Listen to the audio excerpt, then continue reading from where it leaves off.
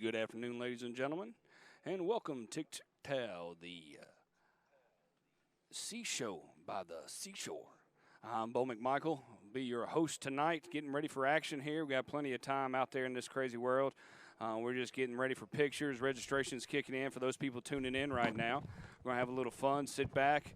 If you like watching high school football, Adam Collins and Craig Chapman will be your voice for the next 2.5 hours. So sit back and enjoy yourselves. Take care, and we'll see you soon.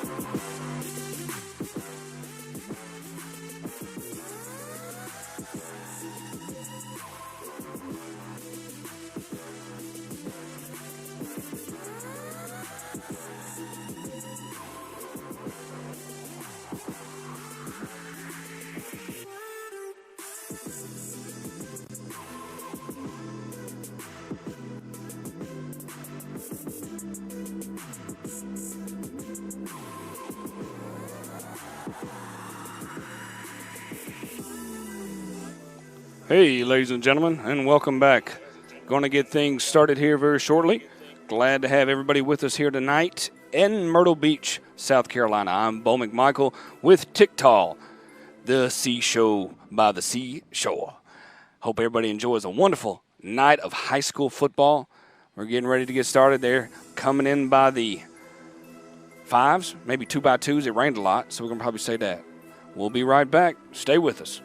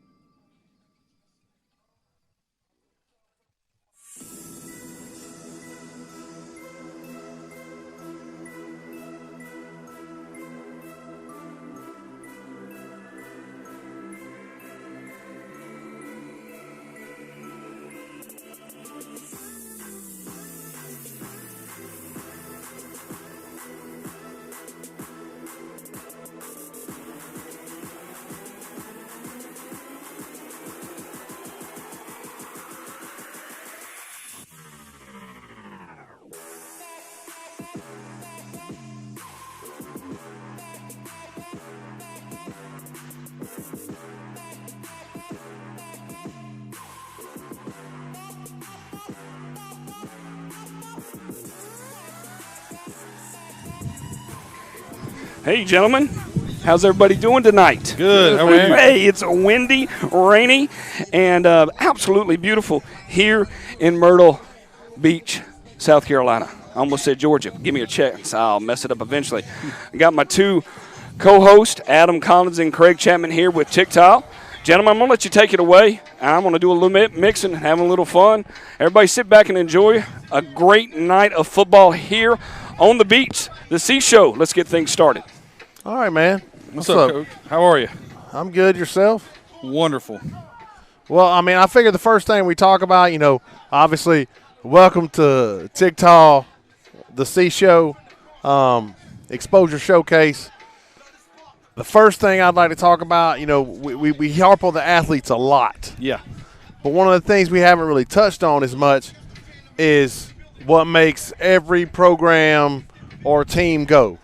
And I think you would agree, it's the coaches. Absolutely, Coach. And what separates TYGTAL from like other exposure type showcases is the coaching staff, their knowledge of not only recruiting but having been on the recruiting trail. And that's one of those things that if you understand how a college recruits, then it makes it a lot easier to market players for that specific reason. And, these guys have experience doing that, being inside of actual recruiting departments at the college level. So, it gives them an opportunity to have, number one, contacts, because relationships make recruiting easy. All right. And number two, they know how the process works. All right. And they know, maybe a little bit more of the ins and outs than some people do. So it gives them a chance to make sure they slide these prospects, to the right, level, and get them in front of eyes that maybe they wouldn't have gotten in front of, in other words. Well, everybody here that's on the coaching staff either played in college or has college coaching experience. Just some of the highlights. You have people like Coach Wise, the younger, and Coach Wise, we know, started his career at Alpharetta. Yep. Was a 4-year starter at Alpharetta High School, and the highest classification in Georgia. Yep. And that's not something, we don't see a lot of freshmen play early, especially at a school that size. Goes on to Indiana State, where he plays for 4 years, and ends up being a GA. Yep. And an assistant to the director of football operations, which had him interacting with the recruiting piece, communication to prospective players. That's the kind of knowledge base that the entire coaching staff has. Absolutely. I just to mention another one, Gary Fisher. Currently at Drew. Yeah. We know Drew. Our neck of the woods. Yeah. But, Western Illinois, Tennessee State, Eastern Kentucky, Kentucky State, Bowling Green, Utah. His first 2 gigs were with Urban Meyer. And like him or not, that guy is a coaching guru. Yeah, doesn't matter how you feel about him. That cat knows what he's doing. And in the coaching game, a lot of times you get jobs because of where you've been. Shoot, if you can put on your resume that you coached in places with Urban Meyer, all right, and then when people outside of that see that, they think, okay, well, this guy knows what he's talking about. Well, and not just that, but a lot of coaches would look at that and say, okay, I know the kind of results that they're going to respect, that they're going to expect. I heard Urban Meyer talk one time, and he said, if you can't coach every play like your hair's on fire, you got to find somewhere else to work. Yep. That's very much our philosophy, and the philosophy of a lot of places that have been successful. Let's see, Coach Matthews, all-state football, all-state in wrestling, which I appreciate. There you go. Anybody at home watching, if you're a football player and you don't play basketball or swim, you should be wrestling. If you're an offensive or defensive lineman, you should probably wrestle. When I was a head wrestling coach, I always made my offensive linemen wrestle. I made them wrestle. You're mean, though. It makes you so much better. He's a certified personal trainer, 4-year starter, in college. You know, this is the type of experience that these gentlemen are bringing to the table and imparting on these young guys. And then you have coach like Raheem Boast, who played at City College, but then went on to invest in the development of young people at the lower levels. And as coaches, we know how important that is. Absolutely. To have kids come up to you, you know. And I tell people all the time, if there's two things that I want, I need them to be able to block and I need them to be able to tackle. Everything else we can work with. Yep. But coaches that work with those guys in those Pop Warner leagues and really help them come in middle school and really help them come along, I mean, it makes our job so much easier. But that's just a little bit about the coaching staff. It's certainly not everybody, and we'll try to go through that as we move forward in this pregame warm-up. Coach Chapman. Yes, sir, Coach. Tell me about some of the kids we're going to be looking at today. All right, well, we got some guys that are here, like Jordan Robinson. He's a DB and a safety. He's class of 2021. He got hurt before the season, all right? But he's from Westwood, all right? He's a 6'3". You know, he's a wide receiver that moved to DB. Imagine a 6'3" DB, Coach, all right? You know, with everybody going to big wide receivers and trying to mix and match people on the outside, 6'3" DB matching up with a 6'3" wide receiver takes a lot of stuff away from an offense. We know that magic mark for defensive backs is 6 foot. Yeah. And, you know, if you can certify that you're 6 feet plus, your stock goes way up. And then, you know, we got Amari Stevens. All right. He's a defensive end from AC Flora. All right. He's probably going to end up playing, you know, defensive tackle, slide to a 3 or a 1 technique. Put some weight on him. Yeah, puts the FBS. He's going to probably play at the FBS level. Very high academic guy, too. All right. Hashawn Wilson is a running back from South Florence. All right. He's come here because he feels like he's been underexposed. Great test scores. All right. He's an every down back with the ability to catch. All right. And he can break you down, Coach. Then you got Edmund Whitaker, who's a DB. Most importantly, he's a nickel. And if you know anything about football, about 65% of the time now, defenses are playing nickel at the next level and in the NFL. That hybrid type guy. Yeah, and he's a class of 2020, all right, but he went to prep school, all right, but his season got canceled because of coronavirus. Corona. All right, but he's gotten bigger and stronger, and he's from Harris County High School in Harris County, Georgia. Okay. All right, and then you got Jalen Dubose. Jalen Dubose is a University of South Carolina transfer, all right. He's a transfer portal linebacker and safety. He was a walk-on at South Carolina, looking just for a new home, place to play, but he was a 2019 senior. And then you got Nasir Garland, a defensive lineman. He's from Virginia. All right, plays at Potomac Senior High School. And if you know anything about Virginia high school football, their season has been delayed. I don't even know if they're going to play in the spring. So he's getting his chance right here for a little bit of exposure at the TYGTAL, you know, the Seashow. And a chance right here to show his stuff. But those are 5 guys, 6 guys right there that, you know, we kind of highlighted before we came in here. Yeah. And, Coach, if you take the time, you know, we need to talk about a couple of things, all right? We need to talk about what ESP and GSI are. Okay. All right? So, ESP, Coach, that was? The Evening Sports page. All right. And then GSI that's our buddy Austin. That is. And GSI? Global Sports Instructors. All right. And, you know. And just a piece about Global Sports Instructors. There you go. The thing I love about it is they take, as a coach, I have an approach that I'm a classroom teacher as well, and I have an approach that I'm just a teacher outside. And when guys take that approach and teach things part whole and don't tell the kids, show the kids, it makes all the difference in the world. You know, most combines, kids go and they're going to see how fast you are, how high you can jump, how quickly you can run laterally, and that's that. Yep. Here they're getting actual instruction. And right now, obviously, you know, they're not able to do as much in person or face-to-face, but there's so much access to Zoom and other virtual meetings.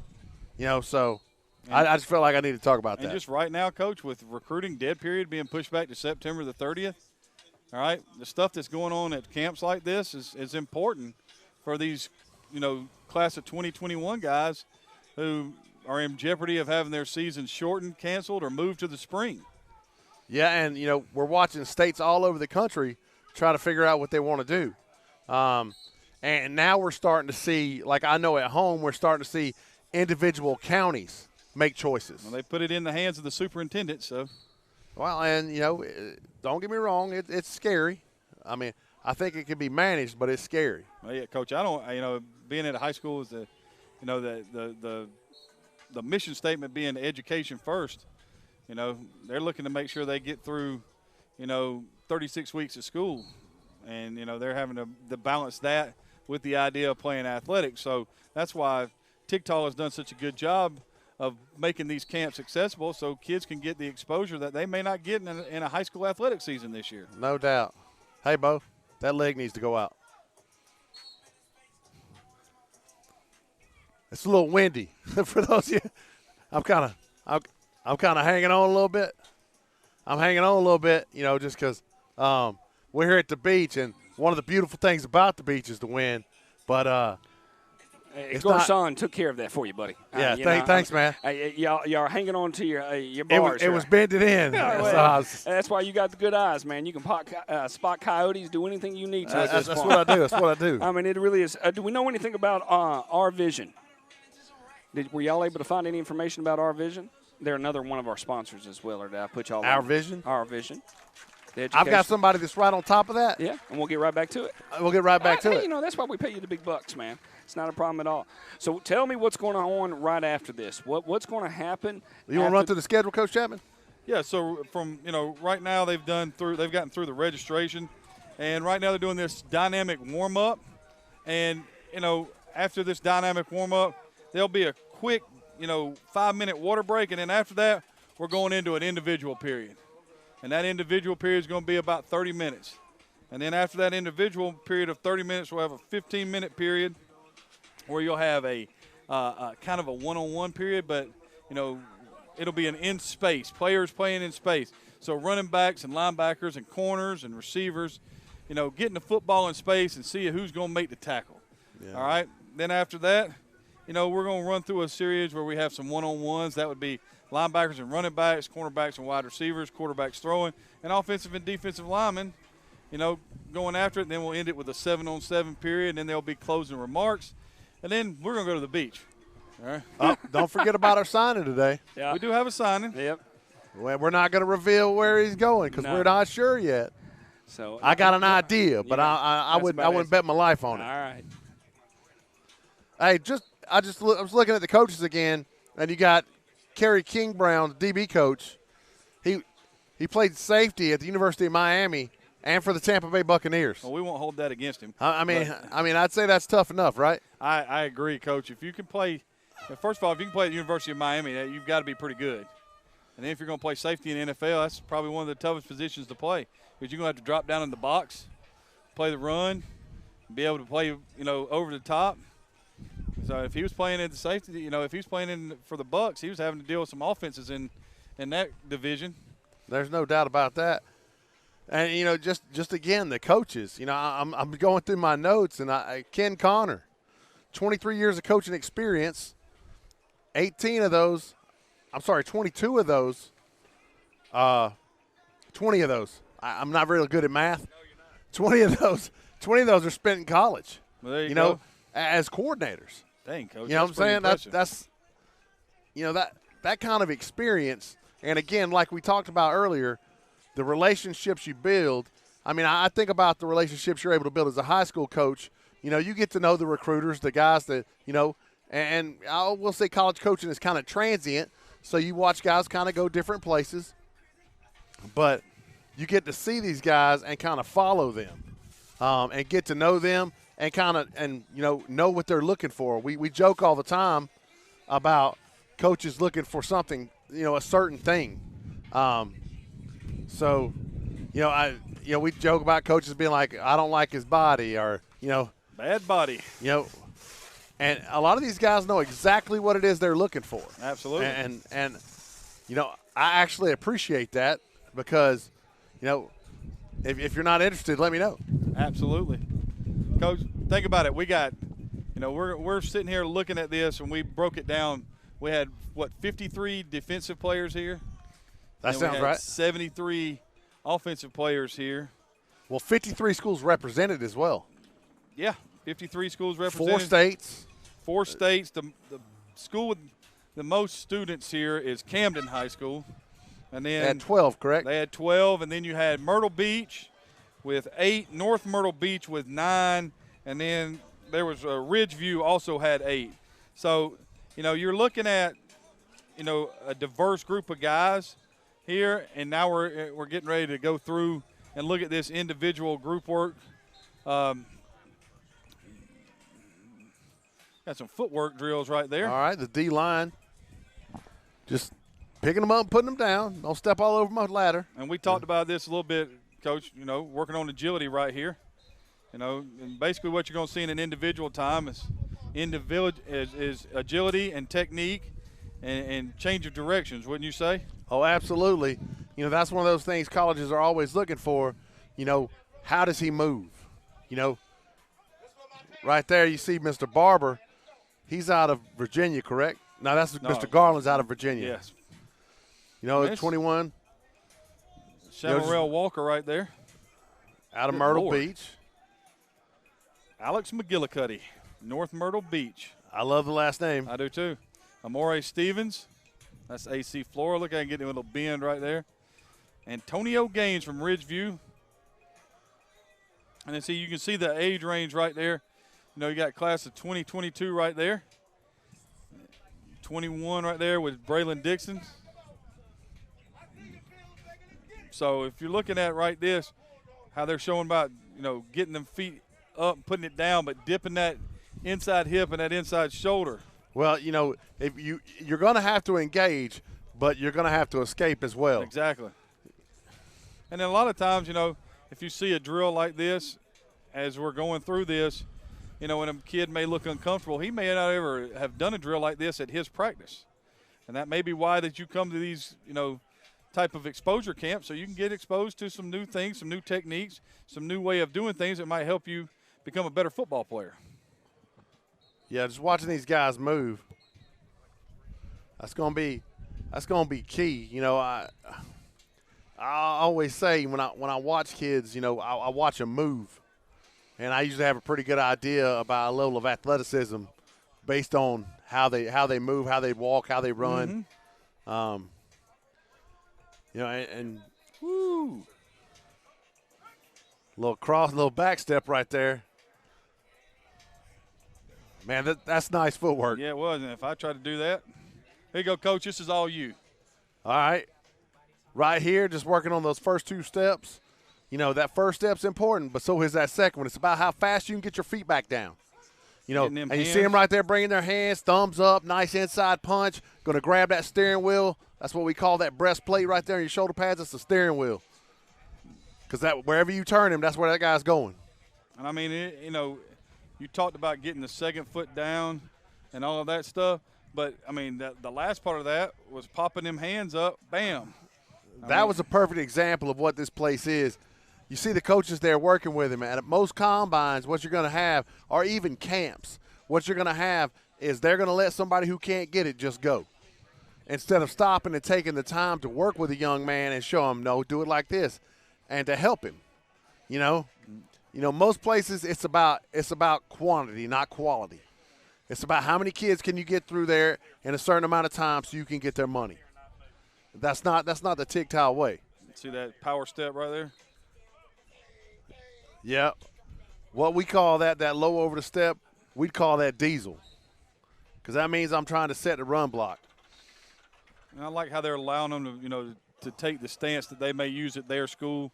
Because, most everybody now has gone to some form of the spread, running some kind of zone or spread option zone read run scheme. So, I got it. Don't worry, I got it. Coach Wise talked to him about staying square. I see him. I saw him turn his shoulders. You got to try to stay square as often as you can. Otherwise, you miss out on communication and anything extra that's coming. Because defenses have a tendency to move around. Uh-oh.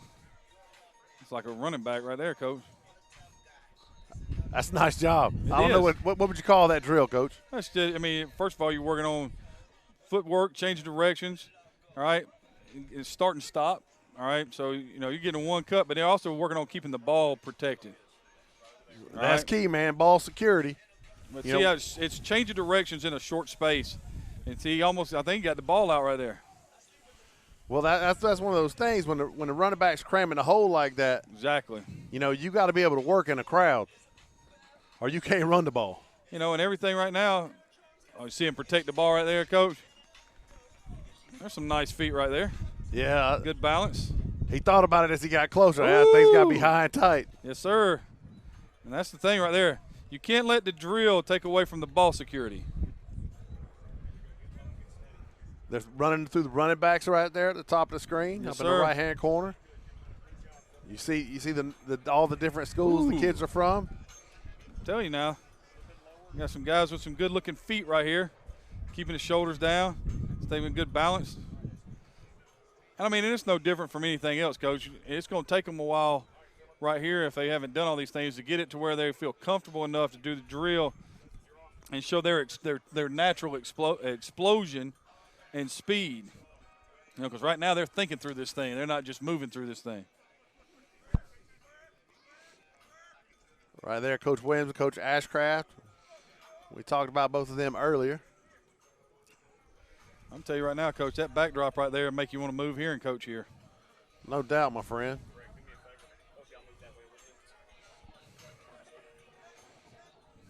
Coach Ashcraft, I didn't say enough about him. Coach Ashcraft, he went to University of South Carolina and ended up transferring to Winston-Salem State. Winston-Salem State. And then played in the 2012 National Championship game. So, again, the caliber of athlete that a lot of these guys were, and if they don't have that big name school, it's the coaching experience.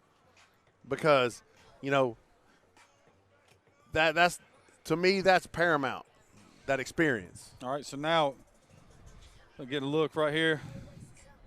Some wide receivers. Got to get down, break down, and be able to move in that short space, make a cut. That way, and not give away what you're running. Chest down, shoulders down, and not round it. Yeah, you got to make it tight. I mean, but all this stuff, Coach, right here, they're working on getting in and out of breaks and routes. And then change it. Of course, we talk about change direction, but look, there it is. Boom. Change the center of gravity. Everything was good until the last cone right there, and he got excited. Get there, change direction. Buzz it down, come attack the cone. That's nice. And we got a boatload of wide receivers in this class, Coach. We got 29 of them. 29, huh? Well, if you watch and look at it right here, everybody either wants to be a wide receiver or a DB today in football, and it kind of shows up. If you look at it, you got more DBs and more wide receivers than any group in here. That's always the way, though, isn't it? Yeah, there's 8 quarterbacks, 12 running backs, 10 linebackers. And then you start looking at, there's, 14 offensive linemen, Coach? I think 20 so. defensive linemen, 23 DBs, and 29 wide receivers. So, everybody's wanting to be a part of that skill set because everybody wants their name in the print, baby. Well, and, I tell you what, and I ask you a question. In the current state of things with high school football around the country, how important would you say a showcase like this would be for a young man who's uncommitted? If you'd have asked me this 10 years ago, I would have told you that, I didn't think it was very important because recruiters will find you, and that was my belief. The longer I've coached and the more places I've been, I realized that sometimes there are really good athletes, and maybe they're playing in places that don't have, much exposure locally, and they get missed. So places like this, TYGTAL does a good job, a great job of getting their athletes, these participants' names out. And in the current landscape that we're in, these things are very important.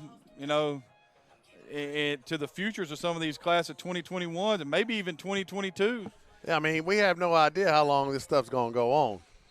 You know, I like to think they're going to get it figured out. I'm hoping for Monday. I'm hoping it stops on Monday. All right. We figured out how to cure Corona Monday. Live on Maury. Oh, you know that's going to end up on Twitter right there. Somebody says, some guy found out how to cure it. Oh, man. Yeah, if I knew, man, All right, so, Coach, check out this defensive back drill. I mean, we're talking about coaches demonstrating, and here it is. But I just watched the DB drill with this back pedal, change of direction, buddy. I got tired watching. I mean, this is an impressive drill where they put the back pedal in with their, there it is, change of direction now. Turn and open, back, and drive on it. Get out. I mean, they put 3 DB drills together in that, or 4 DB drills together right there, because you got slow back pedal, attack at a 45, all right, then back in, out of it, and then drive on the ball. I mean, then get out. I mean, that right there would confuse me. I used to think I was an athlete until I came and watched these kids right here. Well, I'd run into somebody. I mean, just the fact that, watching them really backpedal and then kind of sink down and drive off. Back it up, drive on the ball, get out, run with them. I mean, everything right there in that whole process right there are things that are going to happen, in every series. All right. Linebackers right here, Coach. Some of those DBs are good-sized kids. Yeah, they are. I like this linebacker group right here. Read step. Got the back pedal, shuffle across, drive at the ball. Catch that thing with them shoulders down. Just practicing breaking. Hey, and getting it, they're taking their read step right here, getting the hips open. And like we talked about, I think we talked about it the last one at the last exposure that they had in Anderson. If you're a linebacker in today's football, the days of the 6 foot, 245-pound Mike linebacker that can't run and cover a running back, they're just about obsolete. It's kind of like fat defensive linemen. You just don't find them anymore. You got to be able to run, Coach. That's just the way it is. I mean, and unless you're a Warren Sapp type figure, you know what I'm saying? Warren Sapp can run, Coach. I saw that. Well, that's what I'm saying, because there are still big guys that can run, But what we're watching is we're starting to see a far more athletic group up front, on both sides of the ball. If you look at the NFL, you're starting to see just really big athletes playing on both the offensive and defensive lines. All right, then. Uh-oh. Quarterbacks right here, Coach. Everybody will see where we're at right here.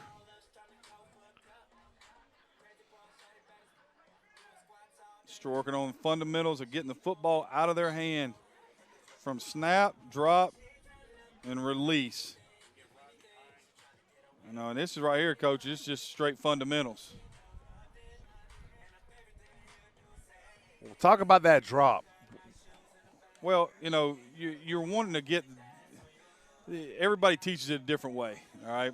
My right-handed quarterbacks, I'm teaching guys to catch the ball with their left, with their left foot, dropping with their right foot, because I want it to be 1, 2, 3, and when the right foot hits the ground, the ball is getting ready to go. We're not playing behind – my statement is always we're not playing behind the Dallas Cowboys offensive line. We got to get the ball back, and we got to throw it on time.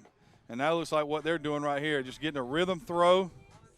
No shuffle right now. 1, 2, 3 on the third step. Ball is out.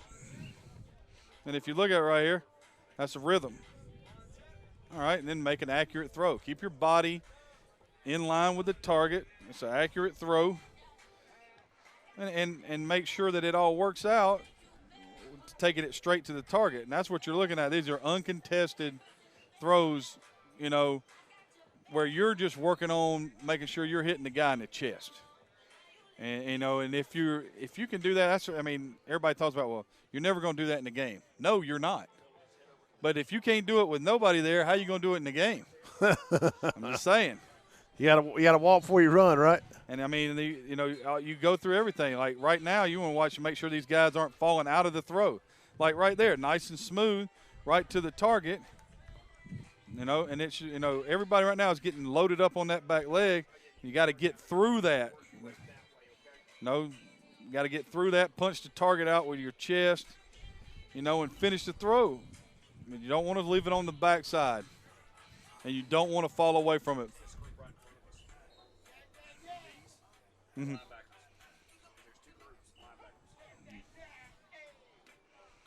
DBs. Mm-hmm. Yeah, DBs, coach, we got getting to look at the, we're on the side of the field right here with field B.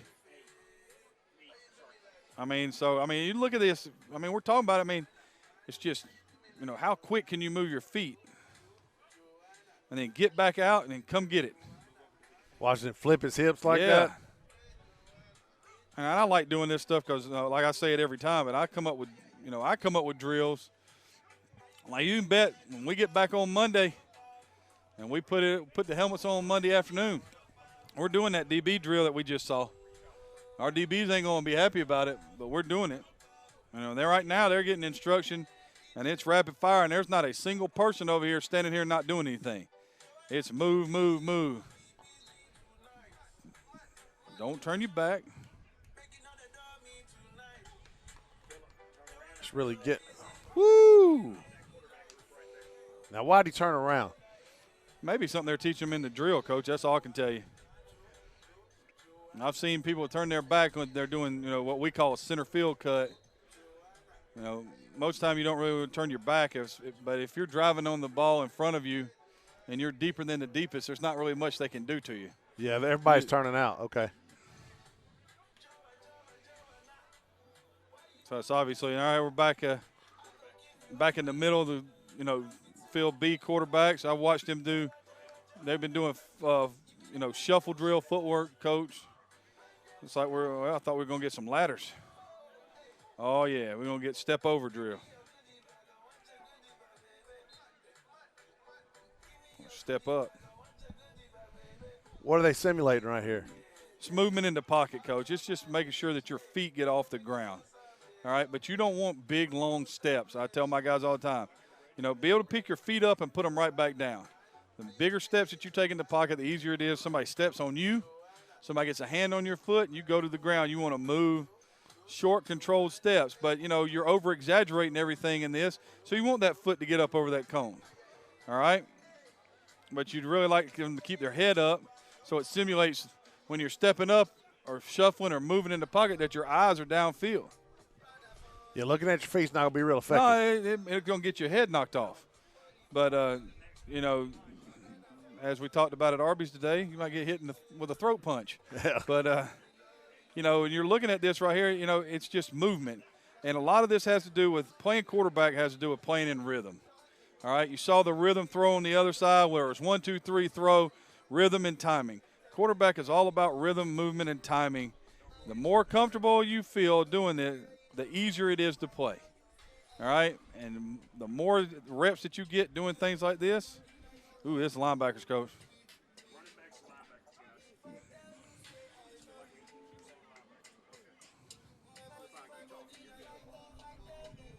You checking the charts? Yeah, it's linebackers.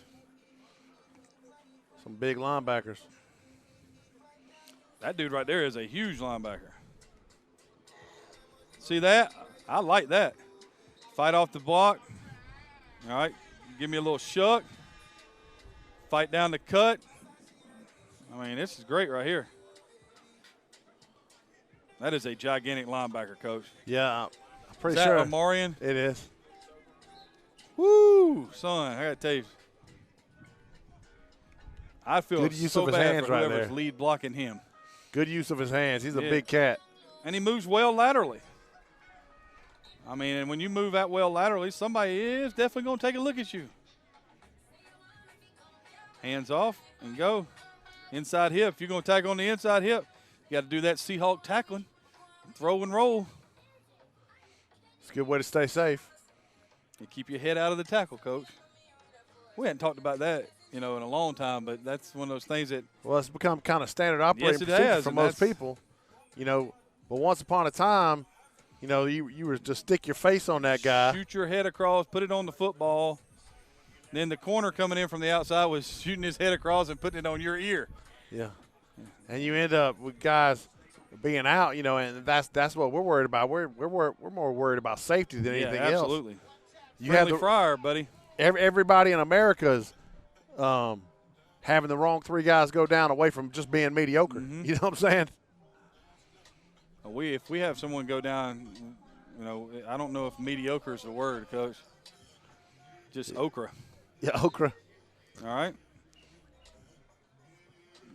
Right there. Now, these are running backs right here. This is got these running backs.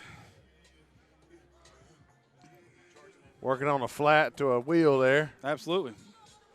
You look at it, get a little play action fake right here out of the backfield. Going to run a flat. I'm going to drop it over the shoulder. Turn it up the sideline. It's one of the greatest plays in football if it's thrown at about 5 or 6 yards. Right there, Coach.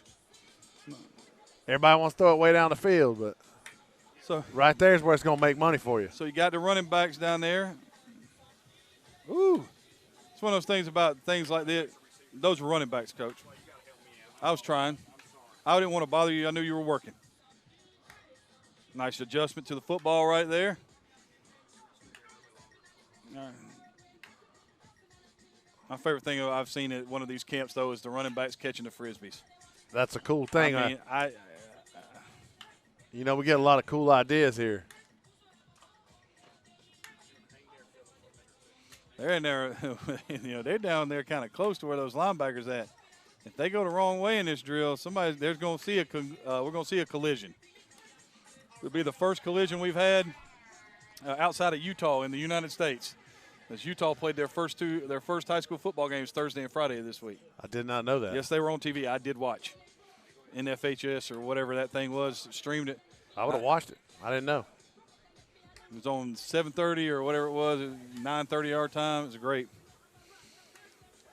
I mean, if you look at it now, we're getting a little, this should be interesting. I don't know what he's setting up right here, but it's got to be something to deal with. Is it a sideline drill?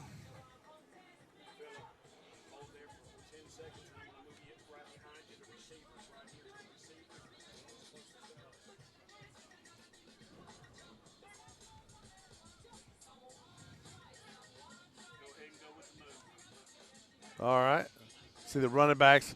Going to receivers right here. Can check that upper right-hand corner and watch as it scroll through the kids. All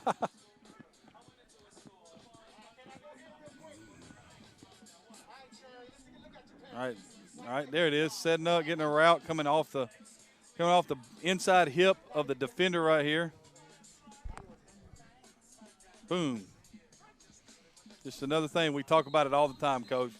Football is a game of change of direction, stop and start. And there it is. I'm getting a lot of looks right here. If y'all hear me stop talking, it's because I'm writing. Right inside. We're incorporating that on Monday too, but we're not going to do it with receivers. We're doing it with running backs. Yeah, that's a good idea. Up on angle routes. Ooh, squeeze it. I like it. So you see how they're getting through that, and as they get through that, they're working back off that. Bam, right through there. Eyes up, quick. But you got to stay on that break. The best way if you can run this route, and when you stop and slide underneath right there, if you can accelerate and make this catch, you're running away from people right there. Yeah, you might run for a little while. Yeah. Some of the best and most unbelievable plays, like Christian McCaffrey against the Saints one time. Caught him in a blitz, and he ran the angle route, got up underneath the linebacker, and he caught it. And next thing you know, he was running by people at a real fast rate. And it was impressive to watch. There you go, Coach. All right. My big guys. All right, right there working on kick, slide, and then their post. As that defensive lineman is rushing, you want to give ground, but as soon as you feel as soon as you feel a separation starting to occur, you got to post back into him. Because if you don't, because when you feel him give up just a little bit, when you feel that lack of pressure, he's fixing to try to use an escape, a swim or a rip. And so you got to post back into him, because when you break offensive, defensive line down into their basis form, defense is trying to create space, offense is trying to close space. I mean, it's that simple. How many people does our van fit? Take some of these guys home. All 6 of those guys are coming with us. I've got brand new helmets I can put them in. There you go. I mean, I can't give you nothing else, but I got brand new helmets. There's no doubt about that.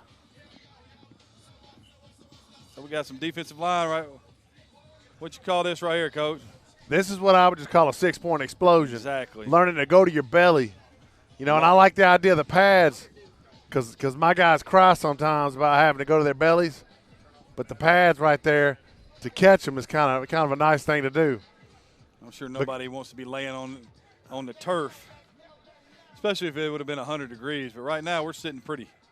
Well, because what you want them to do right here is you really want them to bring those hands hard inside and blast the breastplate of that offensive lineman. I mean, and the thing is this will translate, because what will happen is when you do the same thing out of a stance, you'll bring your feet with you, and now he's off balance. You've got extension. You've created that space that we were talking about, and now you work your escape. And wouldn't you say, Coach, when you're playing on the defensive line, that you want to play low? Oh, yeah, without doubt. And this right here is one of those things. Just teach you, stay low, keep your leverage, and explode. I know this is an explosion drill. Well, that's it, and teaching them, it's hard for them to learn sometimes that offensive lineman being there is going to keep you from falling when you explode out. Like, because if he's doing his job, he's coming too. And we've seen this drill before, Coach. There's about to be some running in this drill. Oh, these kids are going to go home tired. Oh, yes, sir. Everybody's going to sleep good tonight. There's not a doubt. There's going to be some tired individuals after this. I mean, and I like watching these things right here because they're about to get after this thing in a hurry. When if this is the same drill I'm thinking about, they about beat the coach to death too. Yeah, they did. Last time we saw it. I'm like, I had to go home and take an ice bath out of this. Me watching it, I had to go take an ice bath. You know, when you get all that, you're through with arthritis like we got, it's the end of it. Right here, defensive line again. Looks like they're just working. It's Team B with the D line. Looks like they're just working a swim right here. Thought that's what I saw. See what he's. They're retreating too fast. I thought I saw him dip on the guy. Well, I'm trying to see. I couldn't see it that time because everybody went into backpedal mode from the offensive line stand. And dip underneath. Working on a rip. Mm-hmm. Coach David Hughes would call that hip, dip, and rip. Without a doubt. Now we're about to do some footwork right here. And there's Jordan Robinson. He's on the bottom of your screen. We talked about him earlier. All right. He was hurt before the season. He's a DB out of Westwood. All right. 6'3". All right. Most consider him to be a sleeper. He used to play wide receiver. He grew a couple of inches, and he has now, been moved to DB. And like we said, 6'3" DB, Coach. You can't really beat a 6'3" DB. Well, when receivers are now, 6'4", 6'5", those extra couple inches really make a difference for you. I was talking the other day. We had a kid come out to practice. He was 6'4", and we threw a couple of balls, and one of the coaches said, he's not wanting. We don't really know what we're going to do. I said, I know what I'm going to do with him. I said, I'm going to throw it to him in the end zone because everybody covering him is going to be 5'10".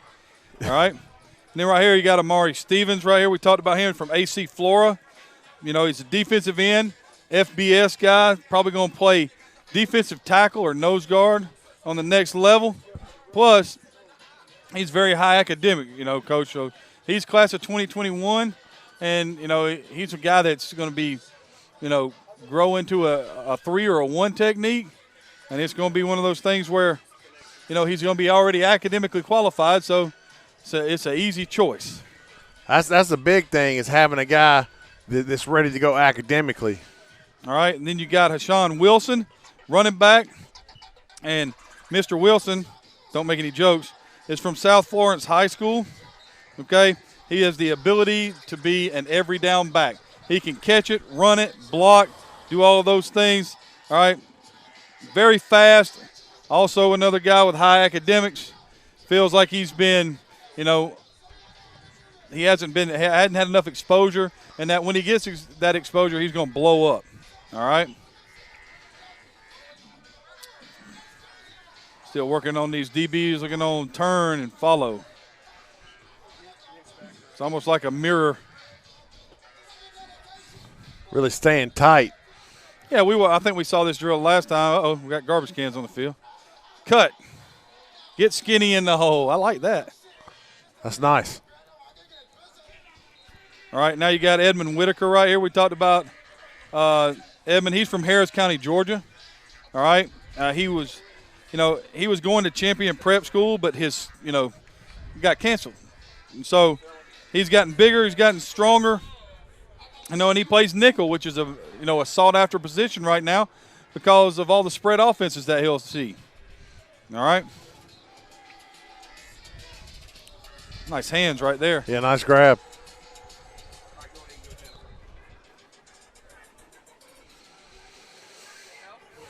All right, we've got more DBs right here, Coach.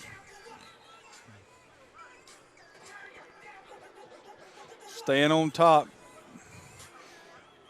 All right, and then you have Jalen Dubose. He's a safety. He is a transfer from the University of South Carolina. All right, he was a walk-on. He was entered the transfer portal. Guy that's looking for a new home and probably a better fit. Was a senior in 2019. Has been out here showcasing so that he can get his next opportunity. I mean, start talking about safeties and linebackers and nickels and things like that. I mean, that's what everybody's looking for right now. Athletic people to play in the back end to make sure they can match up with these offenses.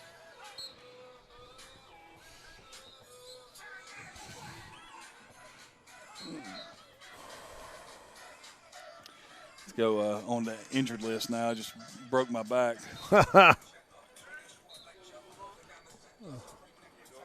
All right. And then you got Nazir Garland. And Garland is from Virginia.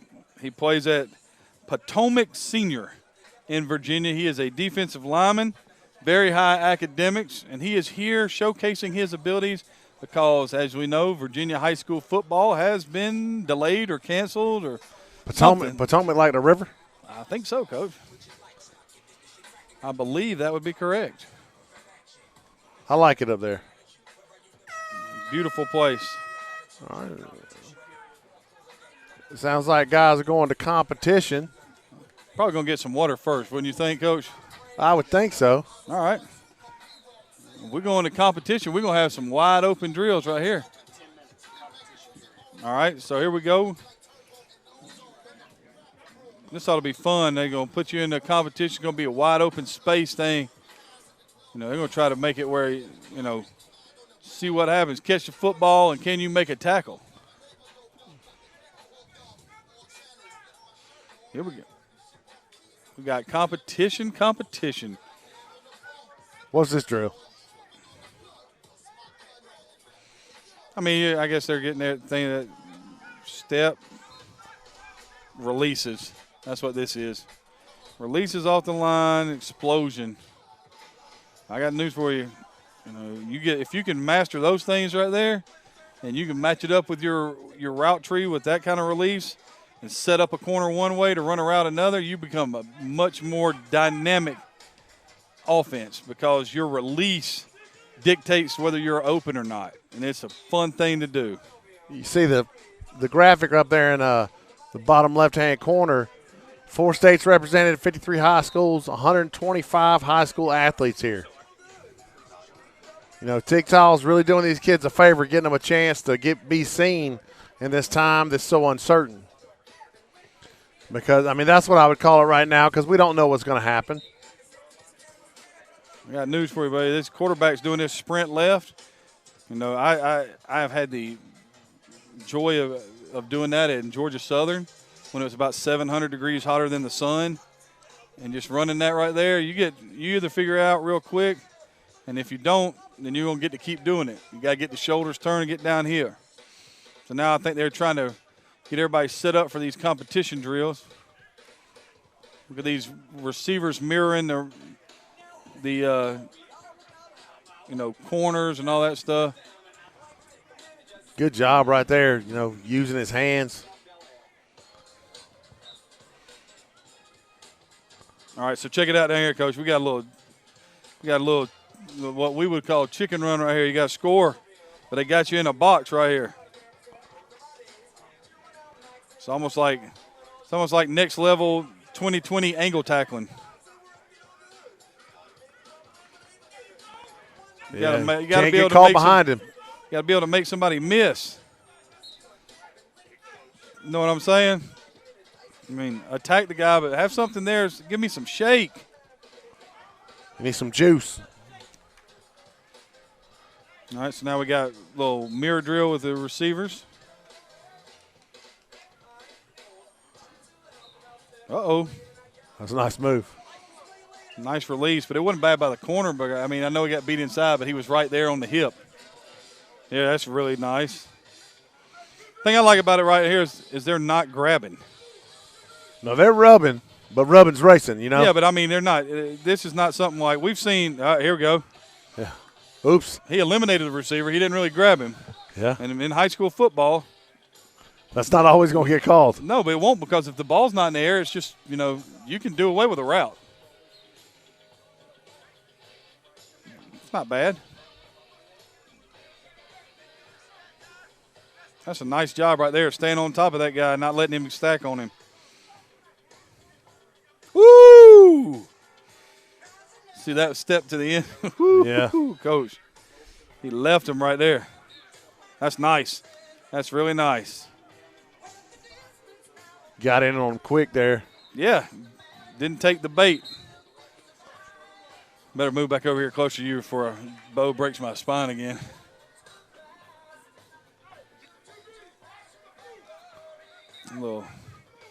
We got a fit drill here, Coach. Yep. Just working on fighting those hands and getting inside. A little hand combat. Yeah, that's what they want you to show you. Those defensive linemen want those offensive linemen show me them hands, so they can attack that elbow. Attack those joints and really work around him. Get after you. If you extend your arm too early, especially if it's your inside arm, and they can get outside and push that elbow in. Woo! First of all, it don't feel good. No. Second of all, you better scream real loud, look out, because the quarterback is going to be hurting. Sick.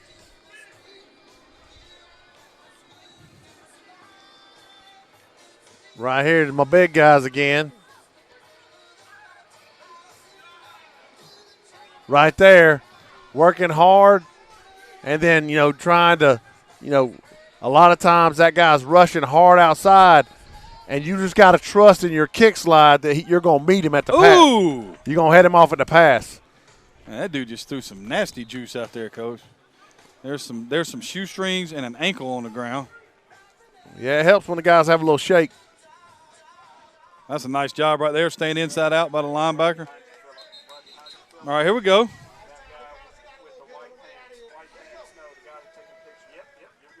He's got the. That's nice. Good job. And a big guy able to play it like that. And just used what he had. He knew that, hey, this is where he can go. As long as he can't get back inside of me, I got him pinned. So you overrun it. Ooh. Can't stop. No, sir. Slow feet don't eat. So, same thing. We're going to get ourselves a little disengaging right here, Coach. See if we're still breaking elbows. Or is this a snatch? Just rip underneath.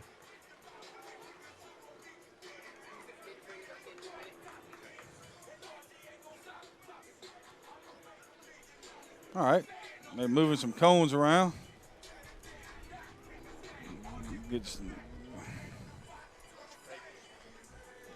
I like that now. This looks like pregame for us.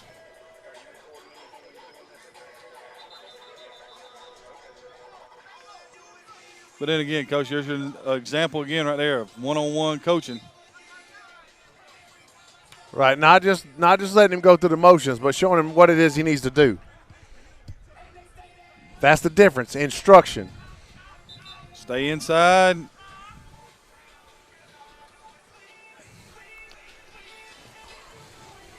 You gotta stay low right here. It helps if you keep your center of gravity down right here when you're chasing these running backs. Ooh, gave him a little, ghost right there.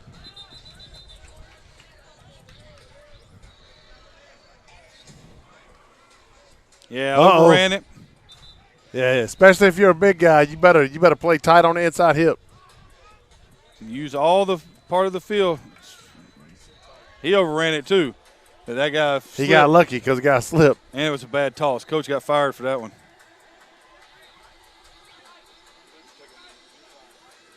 But this is going to be huge. This is what we hear all the time. Can he play in space, Coach? That's the whole point. This is probably the best thing for evaluating. How are you going to play in space? All right? Can you play in space? I mean, there's a lot of things. You see the quarterbacks over there moving. I've heard a lot of talk in the last, 6-7 months about people not wanting statues to play quarterback anymore. And I'm a guy, I like to throw the football, but I also like to play 11 on 11. So no if doubt. my quarterback can run, it makes us more dangerous offensively. It makes it hard for the defense because now you got to account for that guy. Yep, sure do. There's got to be someone accounting for the guy behind center, and if there isn't, then the scoreboard's going to flip. But, I mean, if you look right here at this DB drill, I mean, it is, ooh, son. These receivers getting these releases. That's nice right there, except he got ran by.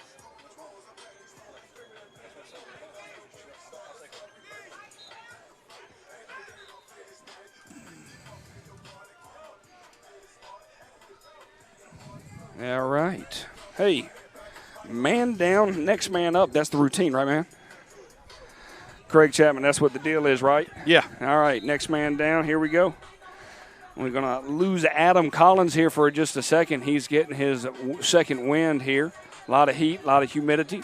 Probably a little dehydrated. Watching the quarterbacks right now here at Myrtle Beach, South Carolina. Coach, what did you like about this individual period? This is a 45-minute individual period. I know I've got a particular coach on my staff that wants it to be 45 minutes individual every day. Every day. Doesn't matter, but this has been nice. You've gotten to see a myriad of drills, but I like this little competition thing that they're doing here because it's allowing you to take what you just learned inside of that individual and, use it in a practical application. Agreed. So it's put it together, and go. Well, the most interesting thing is, and I know people are sitting back at home watching, and they're saying, hey, when is my group coming up and all this kind of wonderful stuff. Well, a couple things to kind of give you an idea. Right above us, up top in the press box, we have, 15 cameras up there. Everything's being recorded. Yep. And it's just a matter of, hey, we're just here for the entertainment. We're watching some games. Watching some pieces back and forth, sharing it with you, getting an idea of what's going on. But all the college coaches and players will have access to Huddle. Right now, we're just broadcasting, hearing our wonderful voices, talking a little bit, throwing the drone up there, getting up close camera, enjoying ourselves. So make sure if you're getting concerned, especially going back and watching this a little bit later, understand you've got it on Huddle. Every bit of this action from start to finish is being recorded in groups and sent out to the players that are participating here. Over 125 players today. Real quick reminder, Evening Sports Page, GSI, Our Vision, and TYGTAL are our major sponsors here today. We're here in Myrtle Beach, South Carolina. I'm Bo McMichael with Craig Chapman and Adam Collins and a whole crew that traveled up in the white van 6 hours and did that. Y'all did a good job. When you're in a big passenger van, that's always fun, to say the least. So hopefully it'll be entertaining throughout. Now, tell me what's going on in this next segment here. We have just kind of give you an idea. This next segment, we're going to have a special segment where we're going to learn a little bit about this gentleman's top 3 choices: Eastern Carolina, Georgia State, and University of UConn. We're going to have Coach Wise talk a little bit about this player. He's one of the high prospects of TYGTAL. And he's been in the linebacker group days, and he's done a great job. We just got to see him take a rep where he stayed inside out and made it look easy, Coach. And we're going to have a nice little kind of a commitment area first for TYGTAL. Going to do it live here at Myrtle Beach. Pretty excited. His whole family's here. So we'll have Austin with the Evening Sports page going out there, talking to him a little bit and getting some interviews. We're going to try a remote mic. We'll see how that works out. I got hope that it'll be okay. So live television always happens that way, especially the rain's coming in and out. So that's good all by itself. And then talk to me a little bit, Coach. What are we doing on this one-on-one piece? What are we going to expect when we see this one-on-one that's about to break down here? Well, you're going to get to see 35-minute period. You got a 35-minute period of offensive and defensive linemen who will start off very excited to be there, and by the end of it will be very excited to get water, because it's going to be a 35-minute period of just one-on-one fighting, all right, where the defensive linemen are pass rushing, and it's going to get pretty physical for not being on pads. On the offensive side, you're going to have quarterbacks throwing. You'll have one-on-ones on the outside with receivers and corners, and on the inside with, running backs and linebackers. So it's one of those things where, you're going to get to see some athletes in space. And but it kind of takes away the idea of somebody else screwed up, because if you screw up on this, well, and that's something they went out and a lot of colleges, after they saw the Spartanburg TYGTAL, the sequel they call it, they said, hey, give us more one-on-one period. Yeah. So TYGTAL listened and said, hey, all right, here we go. Let's get a more one-on-one period and let's get started and see what happens on that situation. So. Once again, we're live here at Myrtle Beach. I'm Bo McMichael with Adam Collins and Craig Chapman. We got Jennifer not driving. Hope she's not driving the drone. We got Phillip on the ground camera, and we got Robert and Joey, Bag of Donuts Russo, up top, enjoying life a little bit. So, Adam, how you doing, big man? I'm good, man. All right. Puke and rally? Yeah. Call it the dinosaurs later, man. Nothing wrong with a little varsity. I think it was one of those deals where the heat, I know. You had that look. You were looking a little I'm not sheepish. used to having that grease on my stomach and being outside. And Hey, so. I went with the chicken salad sandwich. You were the one that said, give me the dirty dog. So I was I hear you. I do that. I couldn't eat either one of them. So. No, I understand that. That's why I went Greek. Yep. The hero. Go Greek once a week, you know what I'm saying? I got to have a hero to the end of the night. Gentlemen, I'm going to hand it back over to y'all. I'm going to still mix this board. Hang with us, getting ready Your for drill, the Coach. The commitment. Yeah, I mean, because playing up front is about your feet. It is, absolutely. There are a lot of other factors, but if you have good feet, and, of course, we know that playing offensive, defensive line, most of that's where is your body going to take you. Because you do have to be of a certain size in order to be able to play at the highest levels. Although there's always exceptions to that rule. That is true.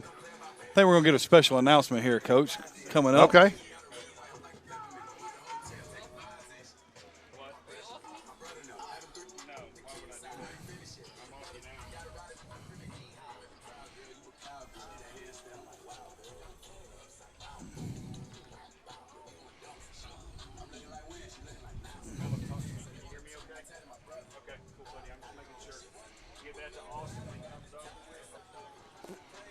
They're setting up for everything right now. Yes, they are.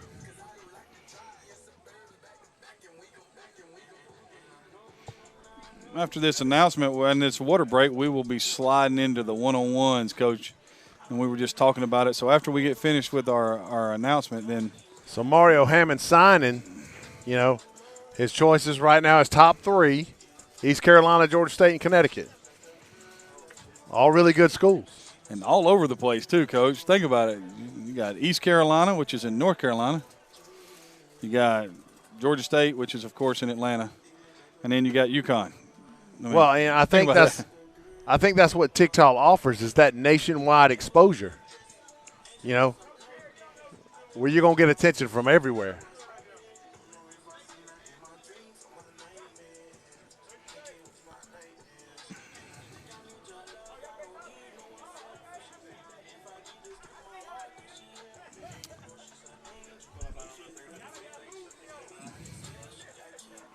All right, looks like we might be delaying that and setting up for something else. Yeah, I think we're going to the one-on-ones right here, Coach. I just saw an uber athletic play by a quarterback out there jumping it up and pulling a Luke Johnson or a Jake Metters and just grabbing and snatching the ball out of the air one-handed. Firing it downfield. That's not fair to put that on the screen.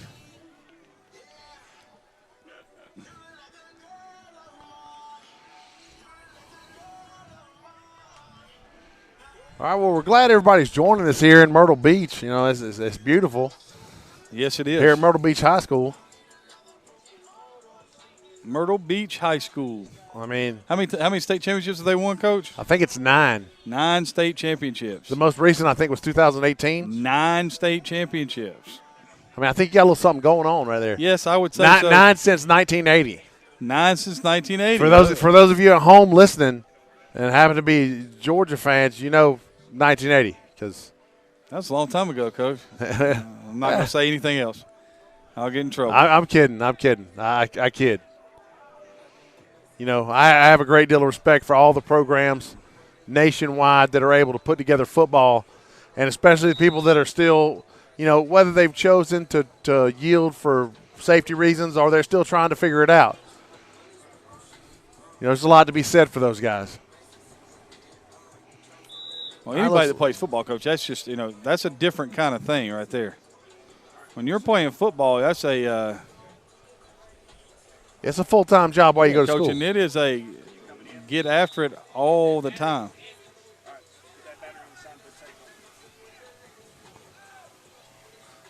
Trying to see what we're getting set up for right here. I think it's, like you said, I think it's one-on-ones. Maybe about to make it.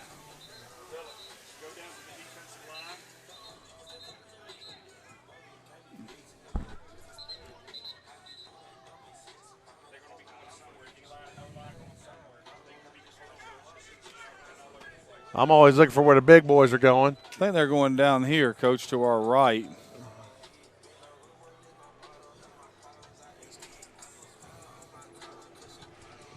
A lot, like I said, there is lots of skilled people.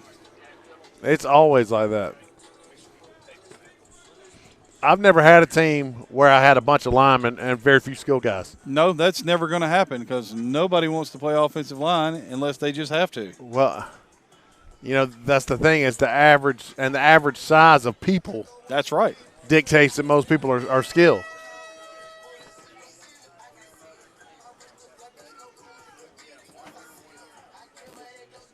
All right, getting ready for the showcase, 35-minute one-on-one period. I know one thing, Coach. If you say one-on-ones at our football practice, kids go nuts. Well, because they're always looking, you know, how can I show this guy up, and in a good way. It's healthy competition. You know, they're happy to, I'm good. They're happy to, you know, be able to compete with each other. That's why we start every Tuesday with what we call Pigpen. And then every Wednesday is kind of that playing space drill, that chicken run. Yep. Because those guys, real players love competition. That's one of those things they thrive on. Yeah, that's the thing that, you know, when you're looking at it, you know, real people, real players, they want to test against the best, all right? And we're getting right here, we're getting this little one-on-one action.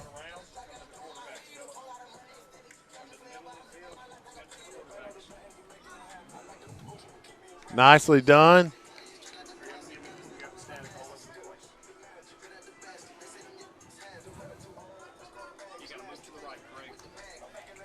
Right there, you see the DBs rolled up tight. Deep down the middle. I mean, right here in the middle of everything.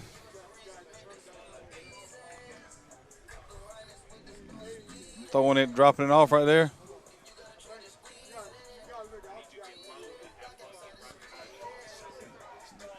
Nice job going up and high pointing that ball.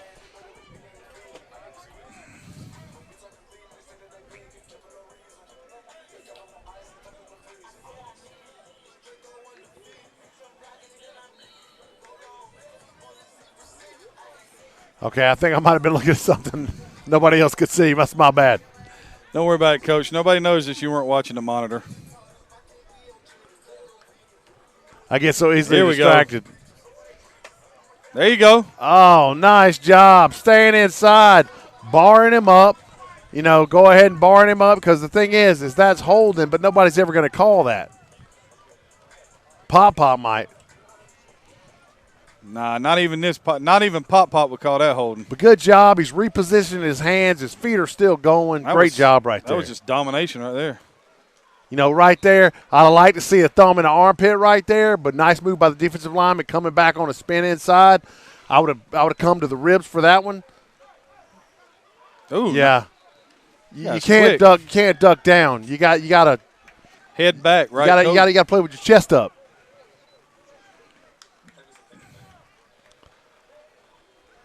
You got to move your feet. Yep. That's just you know, if he was my player, I would say, hey, stop being lazy. Move your feet. You can't reach, punch, and grab. And see right there, Jumped he outside. tried to cheat. He tried to cheat instead of stabbing hard inside, staying heavy on that inside foot, light on the outside, where you can kick slide to beat that guy.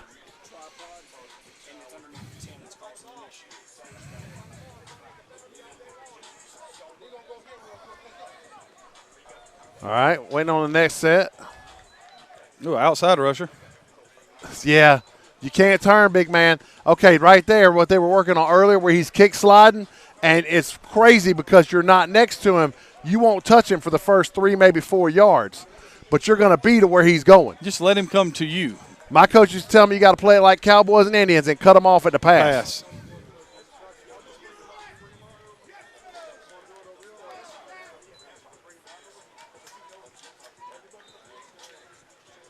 That was a better job. Got out too wide, but though. He was too heavy on his outside foot. There was no – because when that guy cut inside, he should have been able to bury him.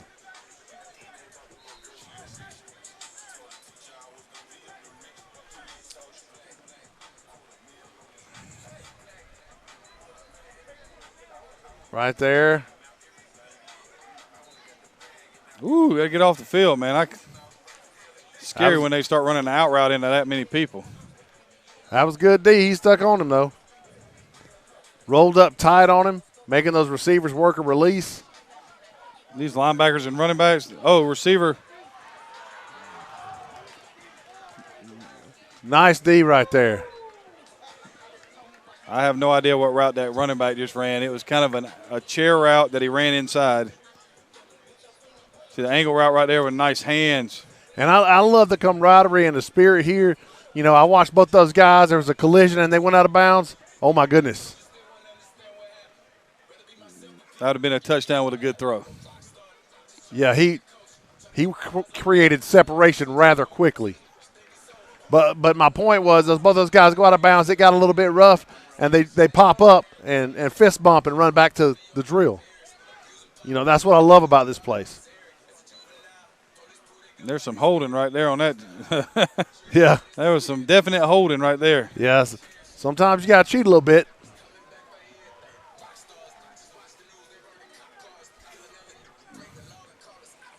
Let's see what we got right here. Running back. Angle route. Goodness. Yeah. Touchdown. That guy moves well. Yeah, that was a really nice job. Everybody keeps trying to run corner routes down here from the widest possible split. Got to cheat.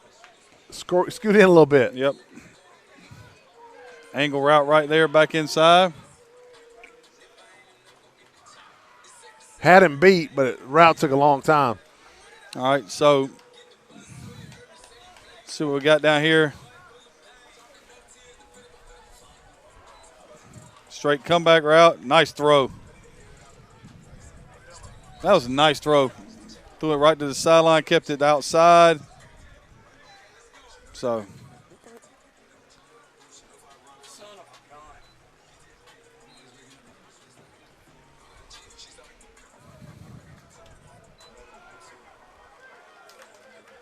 I mean, this is good stuff. We're getting to watch it from right here, from behind the quarterback. It's a nice view. You can really see what he's seeing. Joey.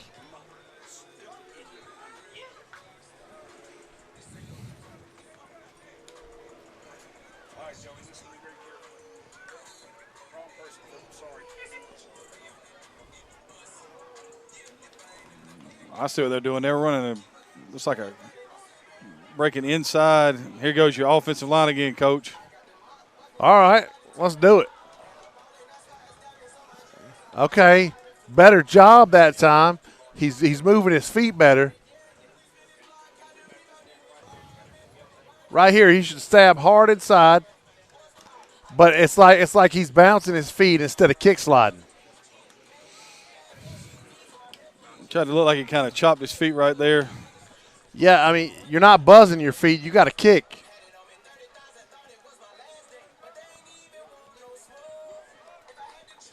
If you're a linebacker, that's, you know, if he's going to attack you like that, your best answer right there is to collision him. It's a little out route. Mm-hmm.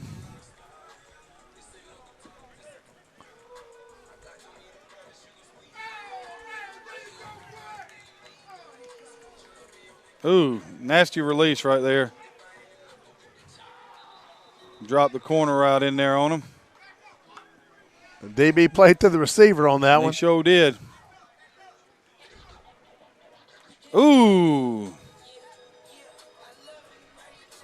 Ooh, Coach, I'm just glad he got up. There you go. Run him on by. That wasn't bad. Run him on by the quarterback.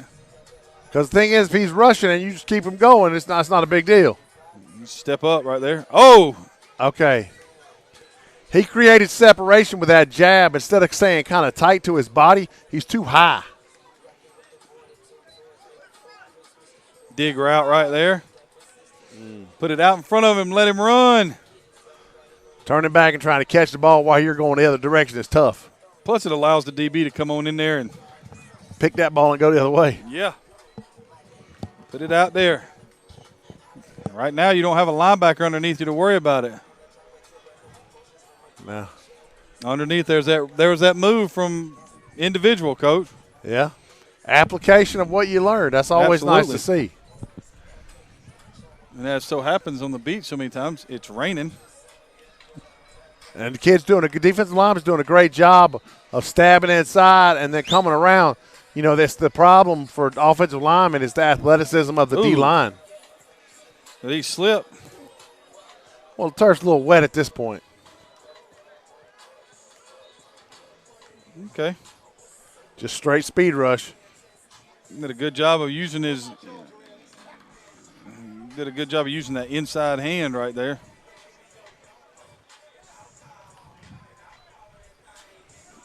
Good job coming back inside, but you've got to stop him. And the first thing he did was he stepped outside, Coach. Right there, Coach is saying post into him. Yep. You can't just let a guy run you into the backfield. At some point, you got to put the brakes on. See what this? We got a running back on a linebacker right here, Coach. Wheel route. Looked like there was a catch down there. Looked like it. Good route, too. Yeah, it was. Sailed the flat real good. All right, where are we going right here? Who is our rep?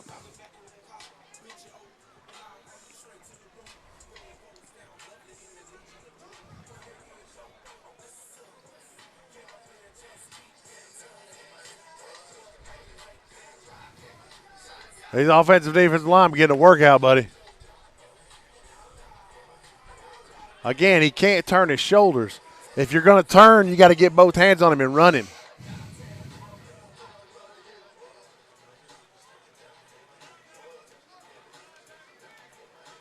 Yeah. Yeah, I mean, it's debatable whether or not that gets called. I mean, it's probably going to get called because of the optics, but it's hard to tell what optics really are with no pads on. Nice swim move right there.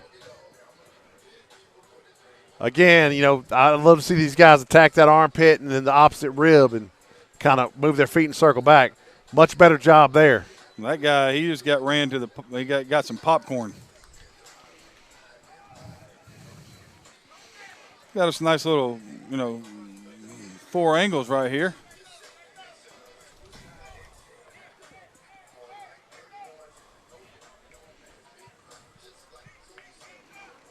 We got a split screen happening. You can see a little bit of this, a little bit of that. Nice little move right up there. He dropped that, Coach? I think so. I mean, it's just – I mean, if you look at this, there are 100 and what did we say, 125 people here? 125. And there are 125 people doing something right now. Coach Hughes would be like, yeah, this is what football ought to look like. That's a nice job of DB staying inside. That was a great job right there where he, up in that upper left-hand corner where he hooked his hip. That was nice. That was nice. I mean, he was right there with him. He let him come off the ball. He played him. He worked back inside on the route. It wasn't technique picture perfect, but effort was picture perfect. Some of those bigger linebackers have a tough time keeping up with the running backs. And we talked about it, Coach. Game is changing. That's why big linebackers have suddenly become defensive ends. I saw that kid come off. He's like, man, he's fast. He is too, buddy. There ain't no doubt about that. Look like a tight end right there on the linebacker. I mean, Coach, there's so much going on right now. It's hard for me to pick one thing. I'm trying to watch everything. Did he catch that? No. That was a pretty nice effort right there. Inside route, post.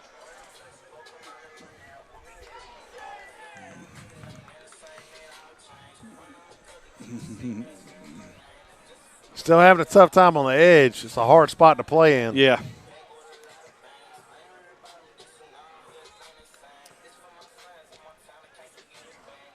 Right there, you see him just kind of throw him down. Well, I got slipped, so he kind of got into his midsection. Things like that, that's not really much he can do about all of that right there. Dig. You know, and a lot of that stuff is iffy on what they call, what they don't call. And unfortunately, it doesn't vary from game to game. It'll vary from play to play. That right there on the top right-hand corner was a nice job by the linebacker. I know everybody will say, well, he got there a little bit early. You watch any football game, and you tell me a linebacker getting there early on a running back doesn't happen, and they hardly ever call it. That was a good job of being physical at the point, and that's a nice ball. Right down the middle of the field, just nice.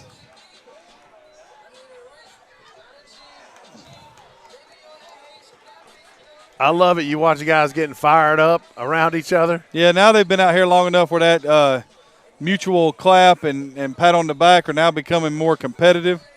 And I'm going to, try to take advantage of you and what's going on right here.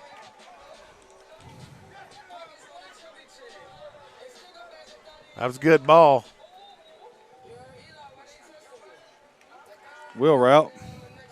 That's a good throw. Absolutely a good throw. Got to keep it in bounds. What you got down here on the bottom left right here, Coach, with the guard? We're at the guard.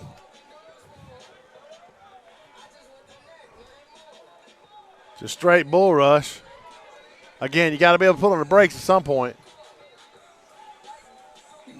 Throwing that nice inside route up here on the top right-hand corner. Tackle still having a really tough time. Coach, it's going to be unfair for the tackle when there's no pads on. I mean, I would agree with that.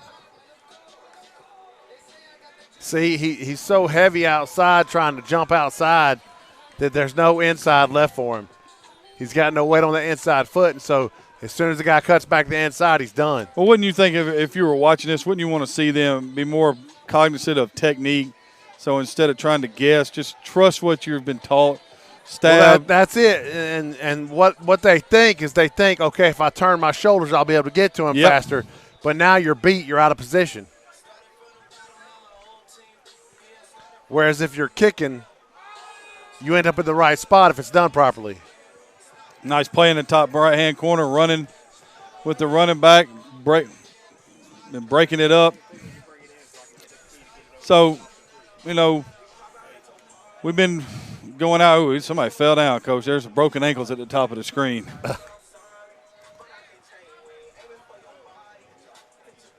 Well, it happens. It is slick out here at this point. Well, one thing. That was a really good ball up top. I know another thing, Coach. It's so humid out here that my shirt's sliding off. I mean. It is a little muggy. I ain't muggy. I think I stepped into a rain cloud. Oh, man. Did he catch that? He did. Nice. He was probably out of bounds when he did it, but the fact that he had the concentration to hang on to it. That was a nice job of playing through the play. There's some good-looking kids here, Coach. You're not lying. Man, it's just I'm so glad we're here at the TYGTAL, the Seashow here in Myrtle Beach, South Carolina. I mean, what a great day. It's a little bit of a drive for us, but, we always enjoy our trips. It's been a day, huh, Coach? Would you say? It was early and, Left about 7 a.m., 7:10 because I was late. How many times have you eaten today, Coach? One. That's a problem, right? Huh? That's a problem, right? Oh, yeah. Well, that in combination with, those chicken fingers look good, but chicken fingers and heat are not a good combo. At least not for me. Ooh, that was dirty right there on top right hand. That was a nasty route. I got a body built for air conditioning. I have a face for radio. Lots of separation right there. Ball's got to be out. Nah, he's been open a lot. Yes, he has. I mean, we're moving right along, but there's lots of reps being done right here, Coach. And I mean, when we talk about this, there's going to be some people, right here that are going to be looking around, going, "Hey, when's this thing over?" Because it's going to come a point where kids are like, "What time is it?" It's right up there on the board. It's 7:40, big guy. I know that's what it's like kids at football practice. Yeah, you fit to go to 7:55, big guy. I mean, but right now you're getting to see everything right here. They gave the big guys a break for a second. There's just so much happening, man. I'm having like sensory overload. Somebody just got body slammed. Sure did. Still caught it. One of the things that you're seeing right now, we talk about it every time we do one of these camps. Quarterbacks not being used to throwing the ball to certain people and having to get the ball out of their hands quicker. So, nice job by the defensive back right there undercutting the route. Mm-hmm. Dude, there's some people wide open. Man, he's so big and creates separation. He's fast. Yeah, and he knows how to run a route. He's creating separation quickly.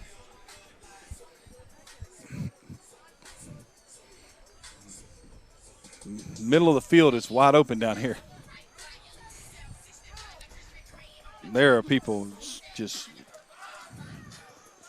Well, that's the thing about the one-on-ones. In reality, you'd probably have a little bit of help over the top. Yeah, or underneath with a linebacker. Right. So it puts the defense in kind of a tough spot. I thought he was going the other way with that. Down here you got your right guard going, or right guard. Yeah, you got to get your hands on him, keep your chest up, move your feet. Well, he looked like he started off in good position right there, but he just didn't keep his feet moving. Because that right there was a good rep. That was much better. But that first one, his feet were just kind of in concrete. Oh. Yowzer. Yeah.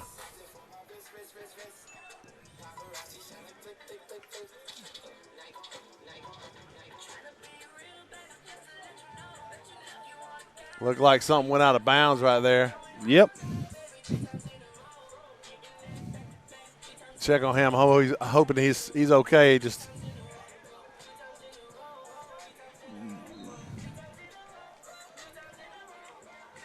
Yeah, that did not look really good, Coach.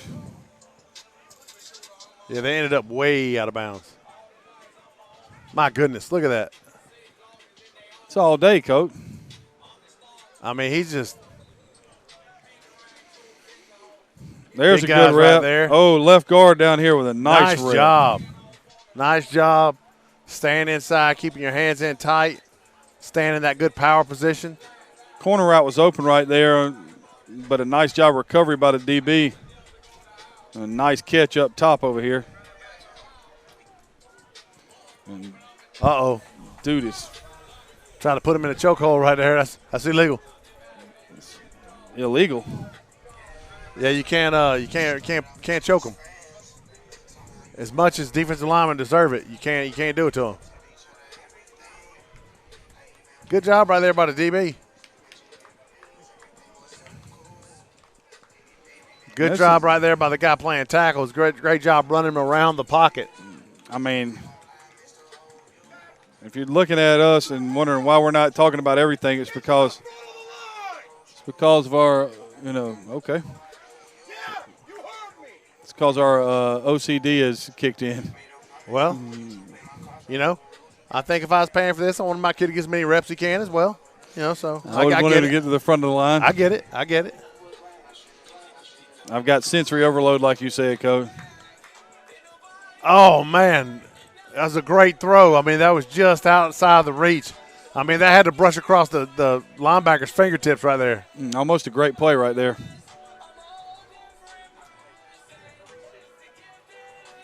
Yeah, you're Good going job on right there by the right offensive lineman. Defensive lineman's got to create separation right there. Yeah, again, you can't let him just run you backwards. Sooner or At later, some point, you got to put the brakes on. If I did that, if I put the brakes on, Coach, both Achilles would break. Well, at this point, I wouldn't be able to put the brakes on anymore, but once upon a time, right? Yeah, I used to, could stop on a dime and give 9 cents change, but if I stopped on a dime right now, it'd be a trip to the hospital. Nice inside move. That's going to win all day long for defense. I've seen more wheel routes out of the backfield today than I've ever seen in my life. No doubt.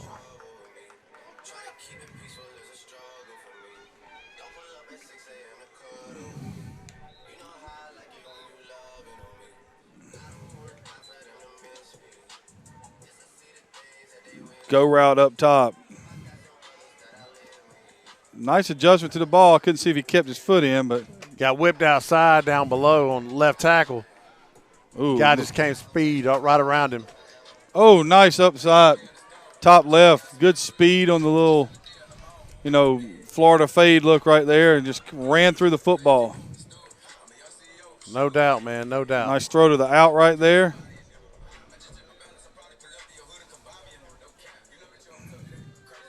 A lot of good balls thrown right here. Yep. Good job by the offensive lineman, just coming hard inside. Yep. Would like to see him stay on him a little bit more. Deep out. Ooh.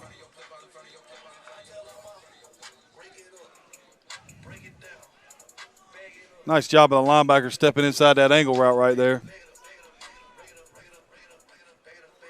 Whoa. Much better job. Much better job by the center right there. There was some violence in those hands. That's okay.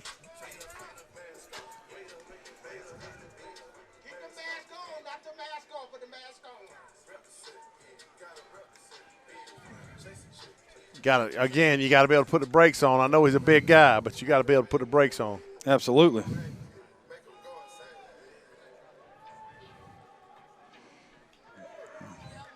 Nice job right there running him into the other lineman. No doubt. Got to use the things that are around you.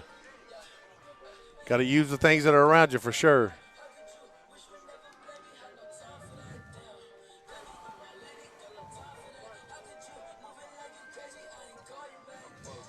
Ooh. Yeah. He was beat off the jump. His feet were so slow that, I mean, nothing else he did mattered. You see him jam. Whoa. Good job right there of the offensive lineman being violent with his hands. You know, you got to have good footwork, but violent hands can save you sometimes when you get caught out of position. Well, he jammed inside early, got himself set, and then he just exploded through the defender with a violent punch.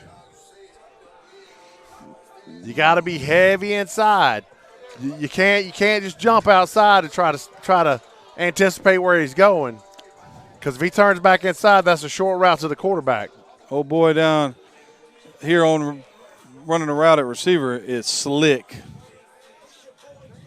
That was a much better job right there. Looked like maybe he slipped down a little bit, though. All right, here we go. Right tackle.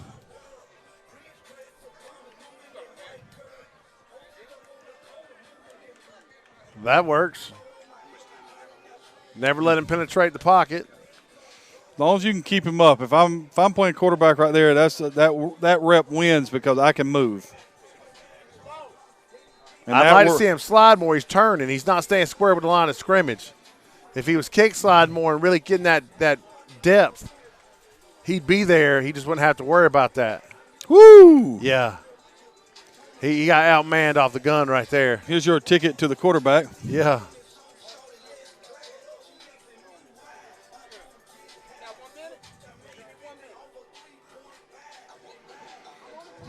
That was a better job. Hockey style right there. Yeah, I thought we were having a hockey fight. Go ahead and yank that jersey over his head.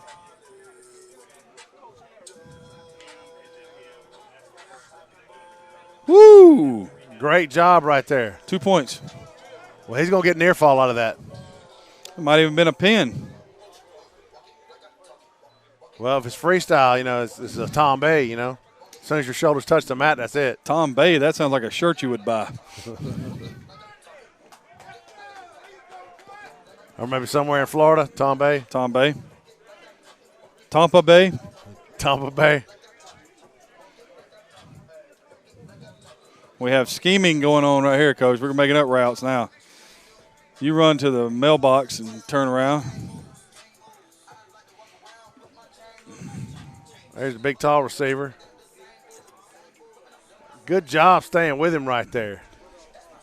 Good use of his hands. Yep. Kind of really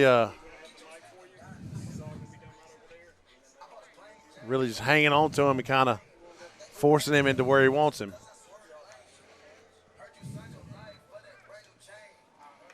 Woo! No, can't give it up right there. You think they're making him play it outside? Might be. Funneling a cover two corner.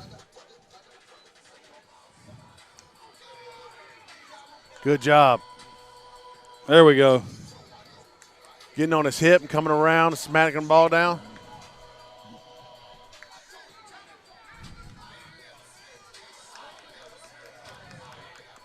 That was a good job.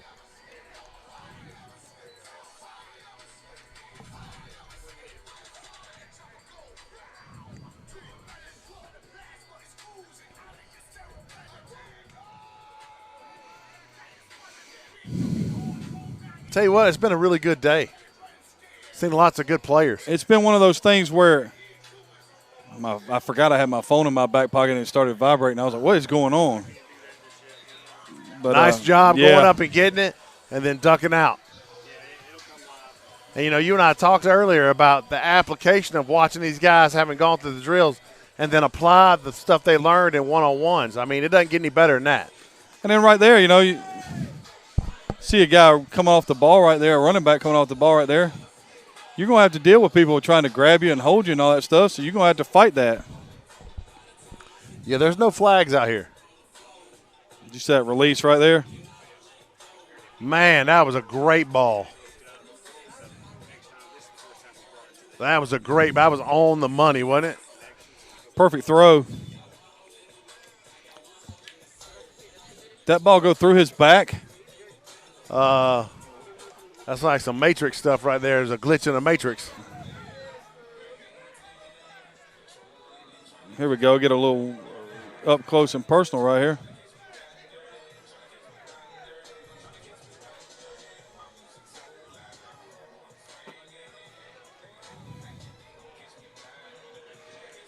We're about to get to the point where we're game planning for the 7-on-7, Coach. No doubt. And I think when we get to that point, then we'll have our special announcement for the night.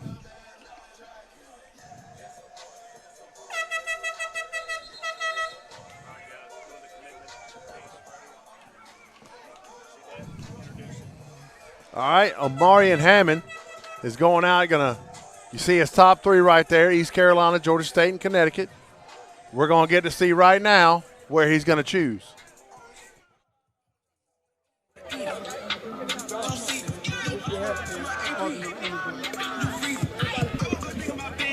Miss Lane. Hey, you're live. Okay. Ready? Hey, we here at the TYGTAL College ID Showcase, Myrtle Beach, South Carolina. Got a very, very special surprise. We've been working with this young man probably about going on 2 years now, watch him develop in the classroom, grow 2 inches. He's going to make his college commitment right live at the showcase. Omarion Hammond, AC Florida High School, DN outside linebacker. Marion, what it going to be?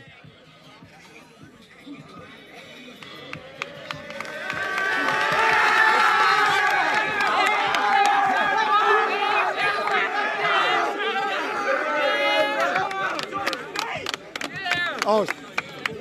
Hey, we're gonna let him get interviewed by Austin Silver with ESP.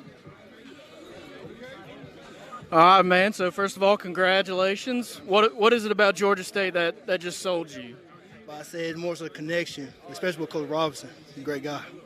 And how did you get to this point, and how did TYGTAL help assist you through the recruiting process and everything? Kawhi explained to me everything, the ins and outs of it being recruiting, and also developed me from day one to now. So he definitely made a big impact on me as far as this. And just kind of an interesting, what have you been doing and how have you been preparing in this strange off season, trying to stay in shape, stay fit? What all have you been doing? View day. All right, man. Well, again, congratulations, and look forward to seeing you play at Georgia State one day. Let's get it, Mr. Hammond. Let's get it, Mr. Hammond.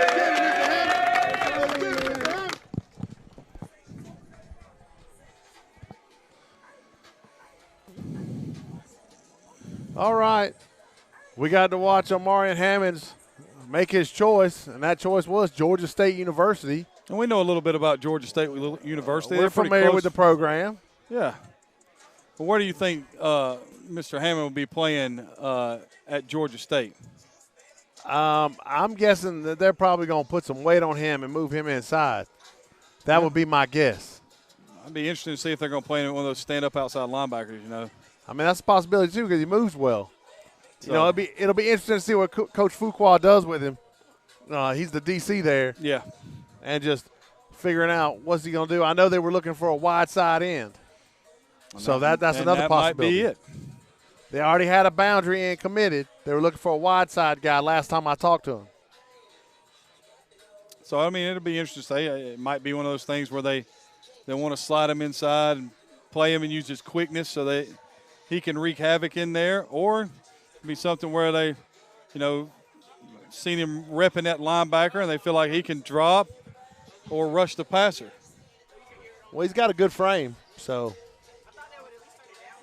But so that was pretty cool, though.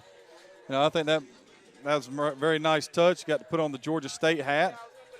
I'm sure Coach Elliott will be pleased about that. I would think so. Now, but a guy comes in and has little or a few offers. Yeah. and nothing big. And now he's going to go play FBS football. It sure is. And he's going to play it in the middle of the city of Atlanta. No, we're not talking about he's going to be in the middle of – he's going to be in an epicenter of job opportunities and everything like that. All right, gentlemen. So Getting we're ready for the last 25 minutes, and I'm interrupting you, and I apologize. If I could get mics that you could hear me, I apologize. Goodness gracious. 25 minutes of the throwdown. That's what I was about to say. 7 on 7. It's going to be interesting. It's going to have some interviews, so we're going to go in and out of interviewing some of the TYGTAL players with Austin from Evening Sports Page. Should be a lot of fun. Looking forward to that. Going to have an O-line and D-line challenge. They look like they're switched the field now on us. They're down here. And the A and B group still involved, so it should be a lot of fun. Y'all are doing a great job. Everybody doing okay. It's nice little rain. It's not hot. No, it actually, the wind, comes through here. It's not blowing the tent anywhere.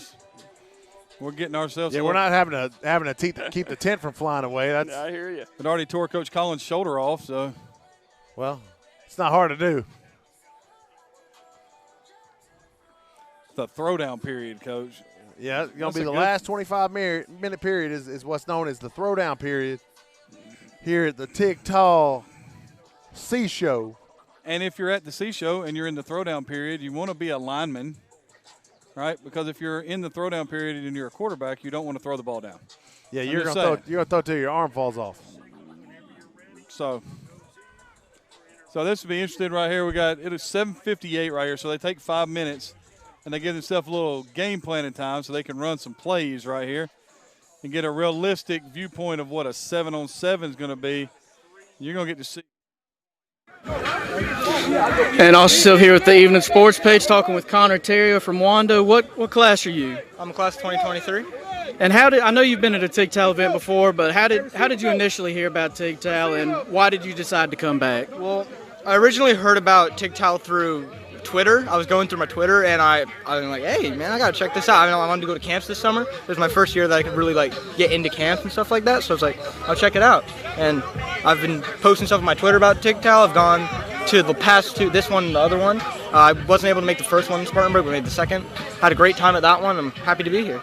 And what are some things you've learned through that first camp you went to, and then some through this one? The instruction is really good, especially as a player like me that moves positions. I need to learn as much as I can about that position before the next year for my high school. So it's been really helpful just getting me ready for the upcoming season. And what else have you been doing in your spare time, obviously, with COVID going on, practices being limited and everything? What have you been doing to stay in shape, stay in game shape, and stay mentally prepared for what we hope is the season ahead? Well, I'm working with, personally, I work with a speed and agility trainer, Charleston Sports Academy. I go to camps like this, TYGTAL.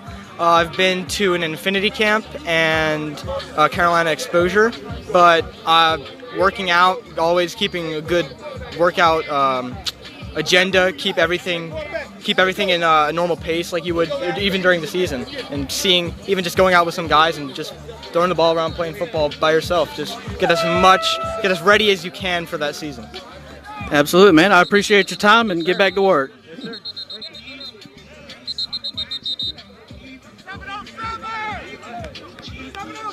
Yes, sir. There's the running back I was looking for.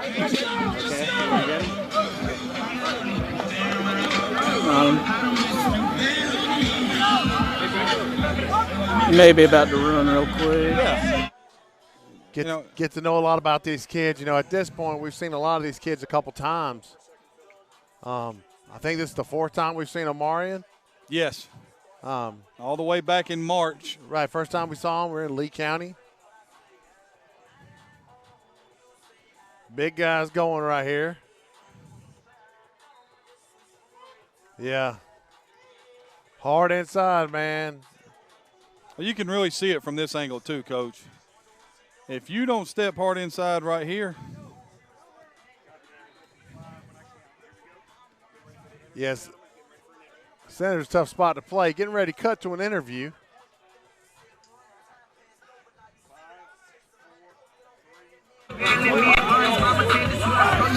And we're here with Jordan Smith, wide receiver out of Ridgeview. What class are you? 2021. And how did you hear about TYGTAL initially? I know you've been to a camp before, so how did you hear about it, and why did you decide to come back? I heard it from Coach Fields, and the first time I had a good showing, and I wanted to come show my talent some more. So that's why I came back. And how have you been staying in shape and, just mentally, physically prepared in this strange summer off season with everything going on? I work out on a daily basis. Either it's weightlifting or running routes. That's what I do. And what have you learned from some of the instruction here at the TYGTAL camp, even the one before? What are some things you've learned or taken away from each camp? Getting out my breaks, friendships. I learned how to make more friends and everything. So I like that about the camp. You think who's the toughest DB you've gone against? I'm not sure. Hey, but it's some pretty good ones out here. Absolutely, man. I appreciate your time and look forward to seeing you this season.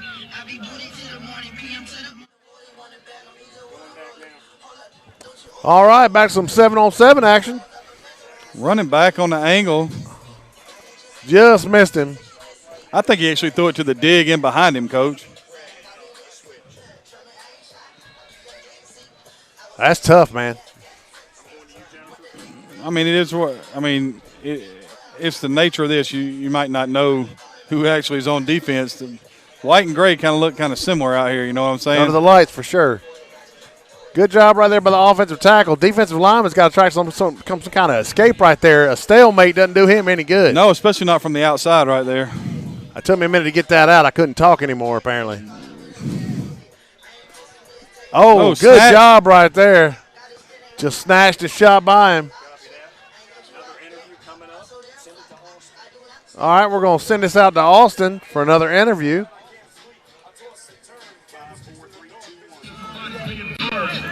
I'm here with Hassan Wilson, running back out of South Florence, and you're a class of 2021 guy. Obviously, you've been to a TYGTAL camp before. How did you initially hear about TYGTAL, and why did you decide to come back? Well, I seen them on Twitter, and I see how good they can help athletes, and being that Corona is messing things up, I decided to take my chance and see what it could do for me. And what have you taken away from each showcase so far, just from the instruction? What are some things you've learned? I learned a lot of new techniques going through the one-on-one drills, the running back drills, getting skinny through the hole, explosiveness, stuff like that, loose hips, a lot of things. So is there anything in particular that you've been focusing on to work on in the off season? Anything like some weaknesses maybe that you just want to try and improve? Well, I've been really trying to get bigger, but faster at the same time. I'm trying to be able to move with my speed, not just being big and can't get upfield, Absolutely. And what is it about TYGTAL that you think is just – what do you think they help you the most in? Is it, on the field, off the field, but what do you just think they help you with the most? I feel like they go hand in hand. I feel like they teach a lot of life lessons as well as getting you better as a football player. Absolutely. So, and obviously it's been a very strange, year, summer. Workouts have been a little bit different with your schools and everything. So what have you been doing to just stay in shape, stay physically and mentally prepared as you get ready to go into what we hope is a football season? Well, basically just, working out and just keeping peace at mind, and physically just making sure, just giving it to God, actually. Just scratch all that, just giving it to Him to do the work for me. Absolutely, man. I appreciate you. Forward to seeing you this season. Thank you. All right, back to you boys in the booth. All right, back to 7-on-7 action right there. Ball just a bit outside. There he is. Brought the energy back right there, Coach. Flipped down the other end of the field. Looks like they had a snafu there. Yeah, they got 5 receivers and a running back. That's not legal. Yeah. Unless you're Bethlehem Christian, that's an illegal formation.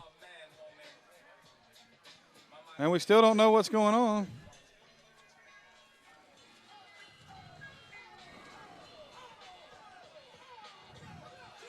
Seven on 8. All right, headed for an interview. Robinson, Jordan, tell us a little bit of what school do you go to and what class you're in. I go to Westwood High School out in Blythewood, South Carolina, and I'm in class of 2021. And obviously you've been with TYGTAL, you've been to a camp, you've been part of View Days. What are some things that you've taken away from each of these things? Just what are some things you've learned? I got a higher football knowledge, Coach Wise, was teaching me the ins and outs of the game. I say since I've been with TYGTAL, my work ethic got better. They gave me more of a drive, and a purpose.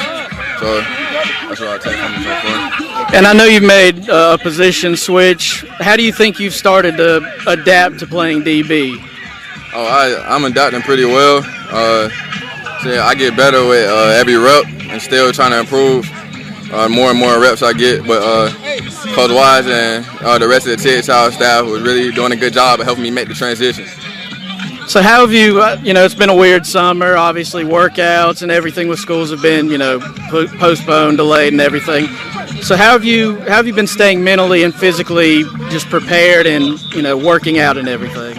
I mostly got to be organized, I made a schedule, so I'm doing the stuff repeatedly over and over to get in a habit of doing it, and it's pretty easy so far. Like I got used to it after the first couple months. But yeah, I'm doing pretty good now. Awesome, man. I appreciate your time. Look forward to seeing you this season. Back to you guys in the booth.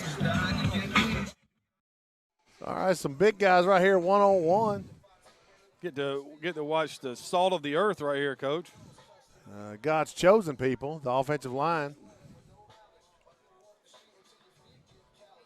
Got outside too far. It's such a funny thing. It's such a balance between being heavy inside, being too hard outside. And, the only way you learn is reps. And they get a ton of them here. Yes, sir. That was better right there. I don't know why he went back outside. It was good. It was much better. He's got to stay square. What's your favorite phrase in practice, Coach? Not good, but better. Right. Not good, but better. All right. Looks like a good job right there staying with him and keep him going around the pocket. Looks like we're getting ready to go to Austin.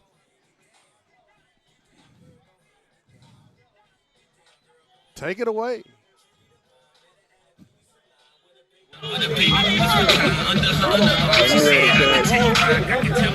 I'm here with Amari Stevens out of AC Flora, class of 2021 defensive lineman.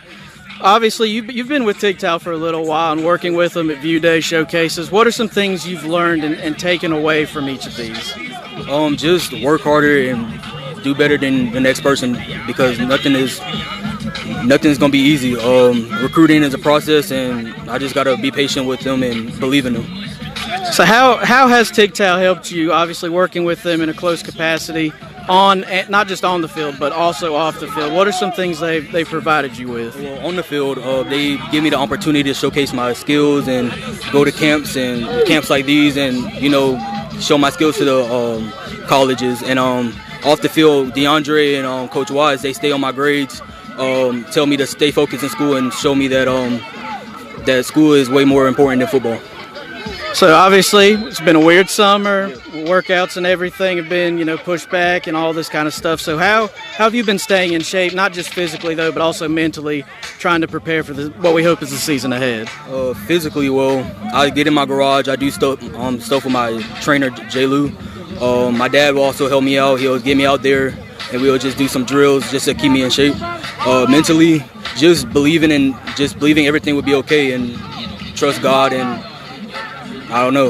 Yeah. So what are some goals you have for this year, on the field, off the field? What are just some things you hope to try and accomplish? Goals, trying to get offers, I guess. On the field, just working hard and being there for my team. Hopefully, if we have a season, get a state championship and that. And off the field, in the school, keeping my grades right and staying focused. Absolutely. I appreciate your time, man. Look forward to seeing you this season. Back to you guys. Big guys, back to the big guys. God's chosen people, according to Coach Collins. That's right. Make no mistake. I was just wondering how you came up with that, Coach. Just years of experience. Good job initially, but got to stay with him. Should have posted back into him to stay tight.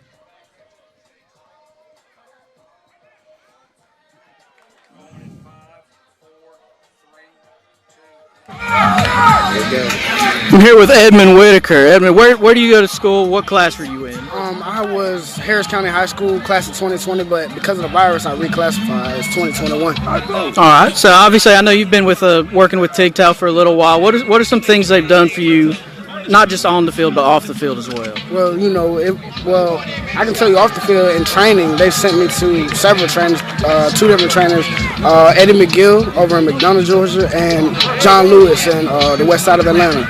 And both of them have tremendously impacted my athletic performance and the way I take care of my body. So what are some things you've learned at these showcases you've come to and everything, view days? What are some things you've taken away from each thing and learned? Well, for one, is become more flexible. Because my first time here, I used to be stiff. And now, dealing with John Lewis, he's more of a speed and agility coach. He had my hips more flexible. Now I'm able to move. Now I'm able to run a 4.55. When I met him, I ran a 4.8. So that's a lot better, And with TYGTAL, they've helped me tremendously. They've introduced me to all types of different colleges and everything. So what are some things you've been doing to try and stay, not just work on your technique and, ability and all that, but what have you been doing to just stay physically and mentally in shape, obviously, with, all that's been going on, things being delayed and all. So what have you been doing to stay physically and mentally in shape and just, keep your mindset forward? Well, you remember back a few months ago, maybe 2 or 3, and probably currently going on, they had View Day. And those View Day, electronic workouts, they kept me mentally sharp, with the cognitive skill, he's only going to repeat it 2 times. And then, we have a little square. It's only just one line in the middle and then a box. And then that's all we have. We have to learn that. And then it's just an intense workout. I feel like everybody should be doing it. All right, so what are you hoping to take from this camp alone even today? What made you want to come out and just continue to work?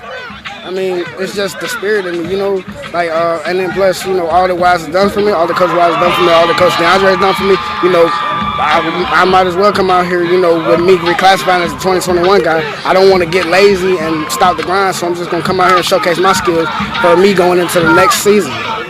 Absolutely, man. I appreciate you coming on here and look forward to seeing what happens for your future. Back to you guys. All right, back to some 7-on-7 action.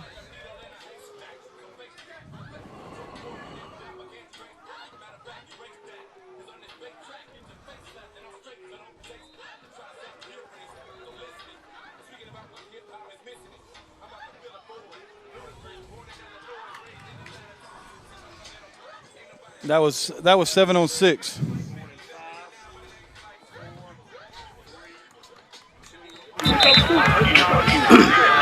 I'm here with Joaquin Graham. Joaquin, what position do you play and where do you go to school and what class are you in? I play linebacker. I'm in class of 2022 and I go to school at Spring Valley High School in Columbia. So what is it about TYGTAL? How did you hear about them? Why do you decide to come out to the showcase? Well, I came out to these shows because I heard they give people chances and stuff like that. They give people offers. They help us out and get better and stuff like that. So I came to this camp in order to get better, learn some more things, so I can come back to my school and show out. What are some things you've learned so far today, previous showcases, anything, View Day? What are some things you've learned and taken away from that? Well, I learned, like we're doing now, 7-on-7, my coverage, cover 1, cover 2, cover 3. I learned how to stay inside my guard, make sure he don't cut back in, so I can have some leverages and stuff like that, and I know how to tackle. I learned how to shed blocks and stuff like that. So what have you been working on? What are some things that you feel like you can improve upon that you've been trying to get better at? My speed is first and foremost. I'm trying to get faster, trying to get my feet work better, so I can come back and do some cut drills and stuff like that. So I don't let the running back inside me, so that. And I'm trying to make sure I don't get out burnt by the running back. So what are some goals you have for what we hope is a season ahead? What have you been trying to just mentally prepare yourself to try and do this year? I'm trying to show out, coach. I'm just trying to show out, get some numbers on the board. You know what I'm saying? I'll get some looks from some coaches and stuff like that from South Carolina, all around the globe. So, I can go get an offer and go to school. How have you been staying in shape, not just physically, but mentally with everything going on, workouts being postponed, not knowing if there's going to be a season or not? How have you just been staying mentally and physically prepared for what you hope is a season? By working out at home, basically. My dad told me, have some hope, pray to God so we can have a season. know what I'm saying, God comes first and foremost. See God in my life and stuff like that. Working out at home, working with my coach, Coach Warren, and Matt Speed, so I can get faster and stuff like that. Absolutely, man. I appreciate you coming on. Look forward to seeing you this year. Back to you guys. All right, trying to knock Coach Chapman down, going to trip him. That's all right. So we got 7-on-7 this time. There's 7 offensive players. And there's a pick. Undercut right there. Receiver looked like he was a little angry. Well, the ball was late, Coach. And backed off. I'm here with Andre Washington, the 2022 quarterback out of Ridgeview High School. Andre, I know you've been to both showcases so far. What is it about TYGTAL Showcase that made you want to come back to this third one? The competition, like it's a lot of fun. I learn new stuff each and every time, and I have a great time. So what are some things you've learned, from the first 2 through this one so far? What are some things you've taken away from it? Picking up on defenses, really. My footwork, I learn each every time how to fix my footwork and my throwing motion. So what are some things you think personally you need to keep, working on? Obviously, there's always something to work on. But what are some things personally you feel you need to try and improve on the most to, be the best you can this season? I say my throwing motion. Sometimes, I mess up and I have a hitch in my throw. And other times I don't, but that in my footwork. And obviously, it's been a different year, different summer, workouts, not knowing if there's going to be a season, it being shortened, things like that. How have you been staying just mentally and physically prepared as you go into, August and what we hope is a season? Okay, I've been training with Ramon up in Greenville. And then sometimes, every day I try to play Madden to learn how to read defenses. I watch old film of myself, critiquing myself and other quarterbacks that I look up to. So that's how I stay. So any personal goals for the season? I would like to get 30 touchdowns this year and about 3,000 yards passing and just lower my interceptions. That's it. Well, you got a wide receiver help to do it. But, man, I appreciate you coming on. Look forward to seeing you this year. Back to you guys in the booth. All right. How you doing, Coach Chapman? Good. Good. Can you still hear me? I can. What about now? Can you hear me now? I can hear you. All right. I can hear you, too. I cut the right mic. It's always important. How do you like this interview session? I like being on the field. Yeah, it's better than me. I'm looking a little rough. Well, it gives it a chance. We're right there in the heart of everything. Well, we got another interview coming up right here. It's Sean Wright. We're going to him in live. Here, it's all you.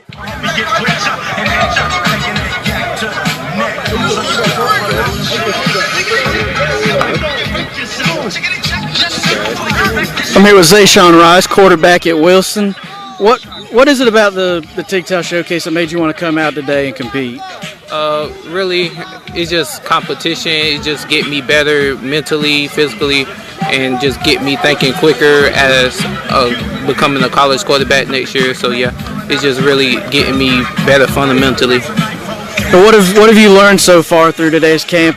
Particularly anything you think you need to work on? Anything the coaches has told you? What are some things you've learned? Footwork is a big issue. It's a primary thing that you're going to need for the college level. So with my footwork, I really just have to work on that, take my time, and just really develop it as I get through the years and get bigger. And, obviously it's been a bit of a weird year, weird summer, not knowing if there's going to be a season or not, and, things getting pushed back, workouts. How have you been mentally and physically preparing and staying, mentally and physically prepared for what you hope is the season? I always watch film from last year, so critiquing myself and basically just getting myself better. I really condition a lot with whatever I can, whatever I find. I really just run a lot and just watch film, get myself prepared for everything that's going to yet to come. So what are some goals you have for the season? I always want to surpass myself from last year, so it's always going to be passing yards and passing touchdowns that I always want to surpass that I did last year. All right, man. Well, I appreciate you coming on. I look forward to seeing you this season. Yes, sir. Back to you guys. All right. Well, that's interesting. They're getting ready to wrap it up. All right, going to go with one last interview. All right. What do you need? All right, you're good to go. I'm here with Chase Simmons, a defensive lineman at North Myrtle Beach in the class of 2021. Chase, you've been to the first 2 TYGTAL showcases. What made you want to come back to the third one? You know, it's a great experience. There's a lot of talent that comes, and just to get your name out there and compete against these cats is good work. And you know, just come out here and work, because that's the only thing we can do as far as getting out to places and showing our athletic ability. So what have you learned from the first 2 showcases and this one so far? What are some things you've taken away about your game that you need to work on? Footwork has improved. My hand speed. You know, they really go into detail about what you're doing wrong. It's really about all the athletes and all. They don't focus on just getting to the quarterback. They focus on what the alignment's doing, how you can defeat the alignment before even getting to the quarterback. So they break things down that people usually don't. So what are some things that you've been doing to try and, you know, physically, mentally prepare yourself for what you hope is the season ahead? Well, I thought it's obviously been a weird summer, weird year. So what have you been doing to just stay physically in shape, mentally prepared for what you hope's the season? Well, my stepdad's a power lifter. I've been training with him for about 5 months. I wrestled 182 last year and put on about 65 pounds. So I'm at an athletic 245 pounds right now and working to get even heavier and faster as I go. It's been a real killing in the weight room, and especially on the dinner table, because that's where you got to put the calories. Because if you go to the weight room and you kill it doesn't matter. You got to eat your food. So as far as the training and the running and the training and powerlifting and eating, I'm excited to get out there and show my new person, my new king of the jungle. So how much do you think wrestling has really helped you kind of just in your flexibility, bending, everything? How do you think it's transferred to the football field? It's helped a lot. I've been top in the state for a couple of years in high school, and had a really good year last year, and got disqualified for a legal slam in the semifinals, and I was up 8-0. But as far as helping my football, my momentum, my speed, like a shot. When you get off the line as a lineman, it's almost like trying to get a leg, trying to get a shot. So you got to explode as hard as you can. And my balance has improved a lot with wrestling. Being able to pin, especially now as a heavyweight, being able to pin a man that's 285 pounds and I'm 245, 250, you got to have balance, and you have to have a step on that guy with speed. So wrestling has really helped my football. All right, so who's the king of the jungle? I'm the king of the jungle. That's all that's going to be. King of the jungle, Chase Simmons. All right, thank you, Chase, man. Look forward to seeing you this year. Back to you guys. All right. So, Craig, we're wrapping this thing up. We've survived. This is our third one, and it's rained the whole evening. It has. We got the old telecast, everybody giving the idea that maybe it's not going to rain, and then it does. So, hats off to Jennifer. Heads up to Jennifer, Philip for doing all the groundwork and the drone work. Got Joey and Robert up top doing a great job, and Adam and Craig pushing it in the whole 3 hours. I mean, you go on the air talking almost 3 hours nonstop. It's 2:45, and we're at the beach now, so we at least get to have something to eat. That's right. A beverage and breathe a little bit. So out there in TV world, we appreciate everybody joining in here at Myrtle Beach. Thank you for opening your doors for us, Myrtle Beach, South Carolina. It has been a wonderful experience here for TYGTAL, the Seashow, and we're going to wrap this thing up for, if I'm not mistaken, maybe one or two more times before we get through this thing. That's right. Last thoughts of the evening, Craig? 125 kids here, consistent reps, human night, got great competition and great exposure, and that's what this is all about. All right. So we're going to say adieu. We're going to pack our stuffs up in the rain and have a little fun. Everybody take care of yourselves out there in this wonderful world we live in. I'm Bo McMichael with Adam Collins and Craig Chapman, TYGTAL, Score 58 Network.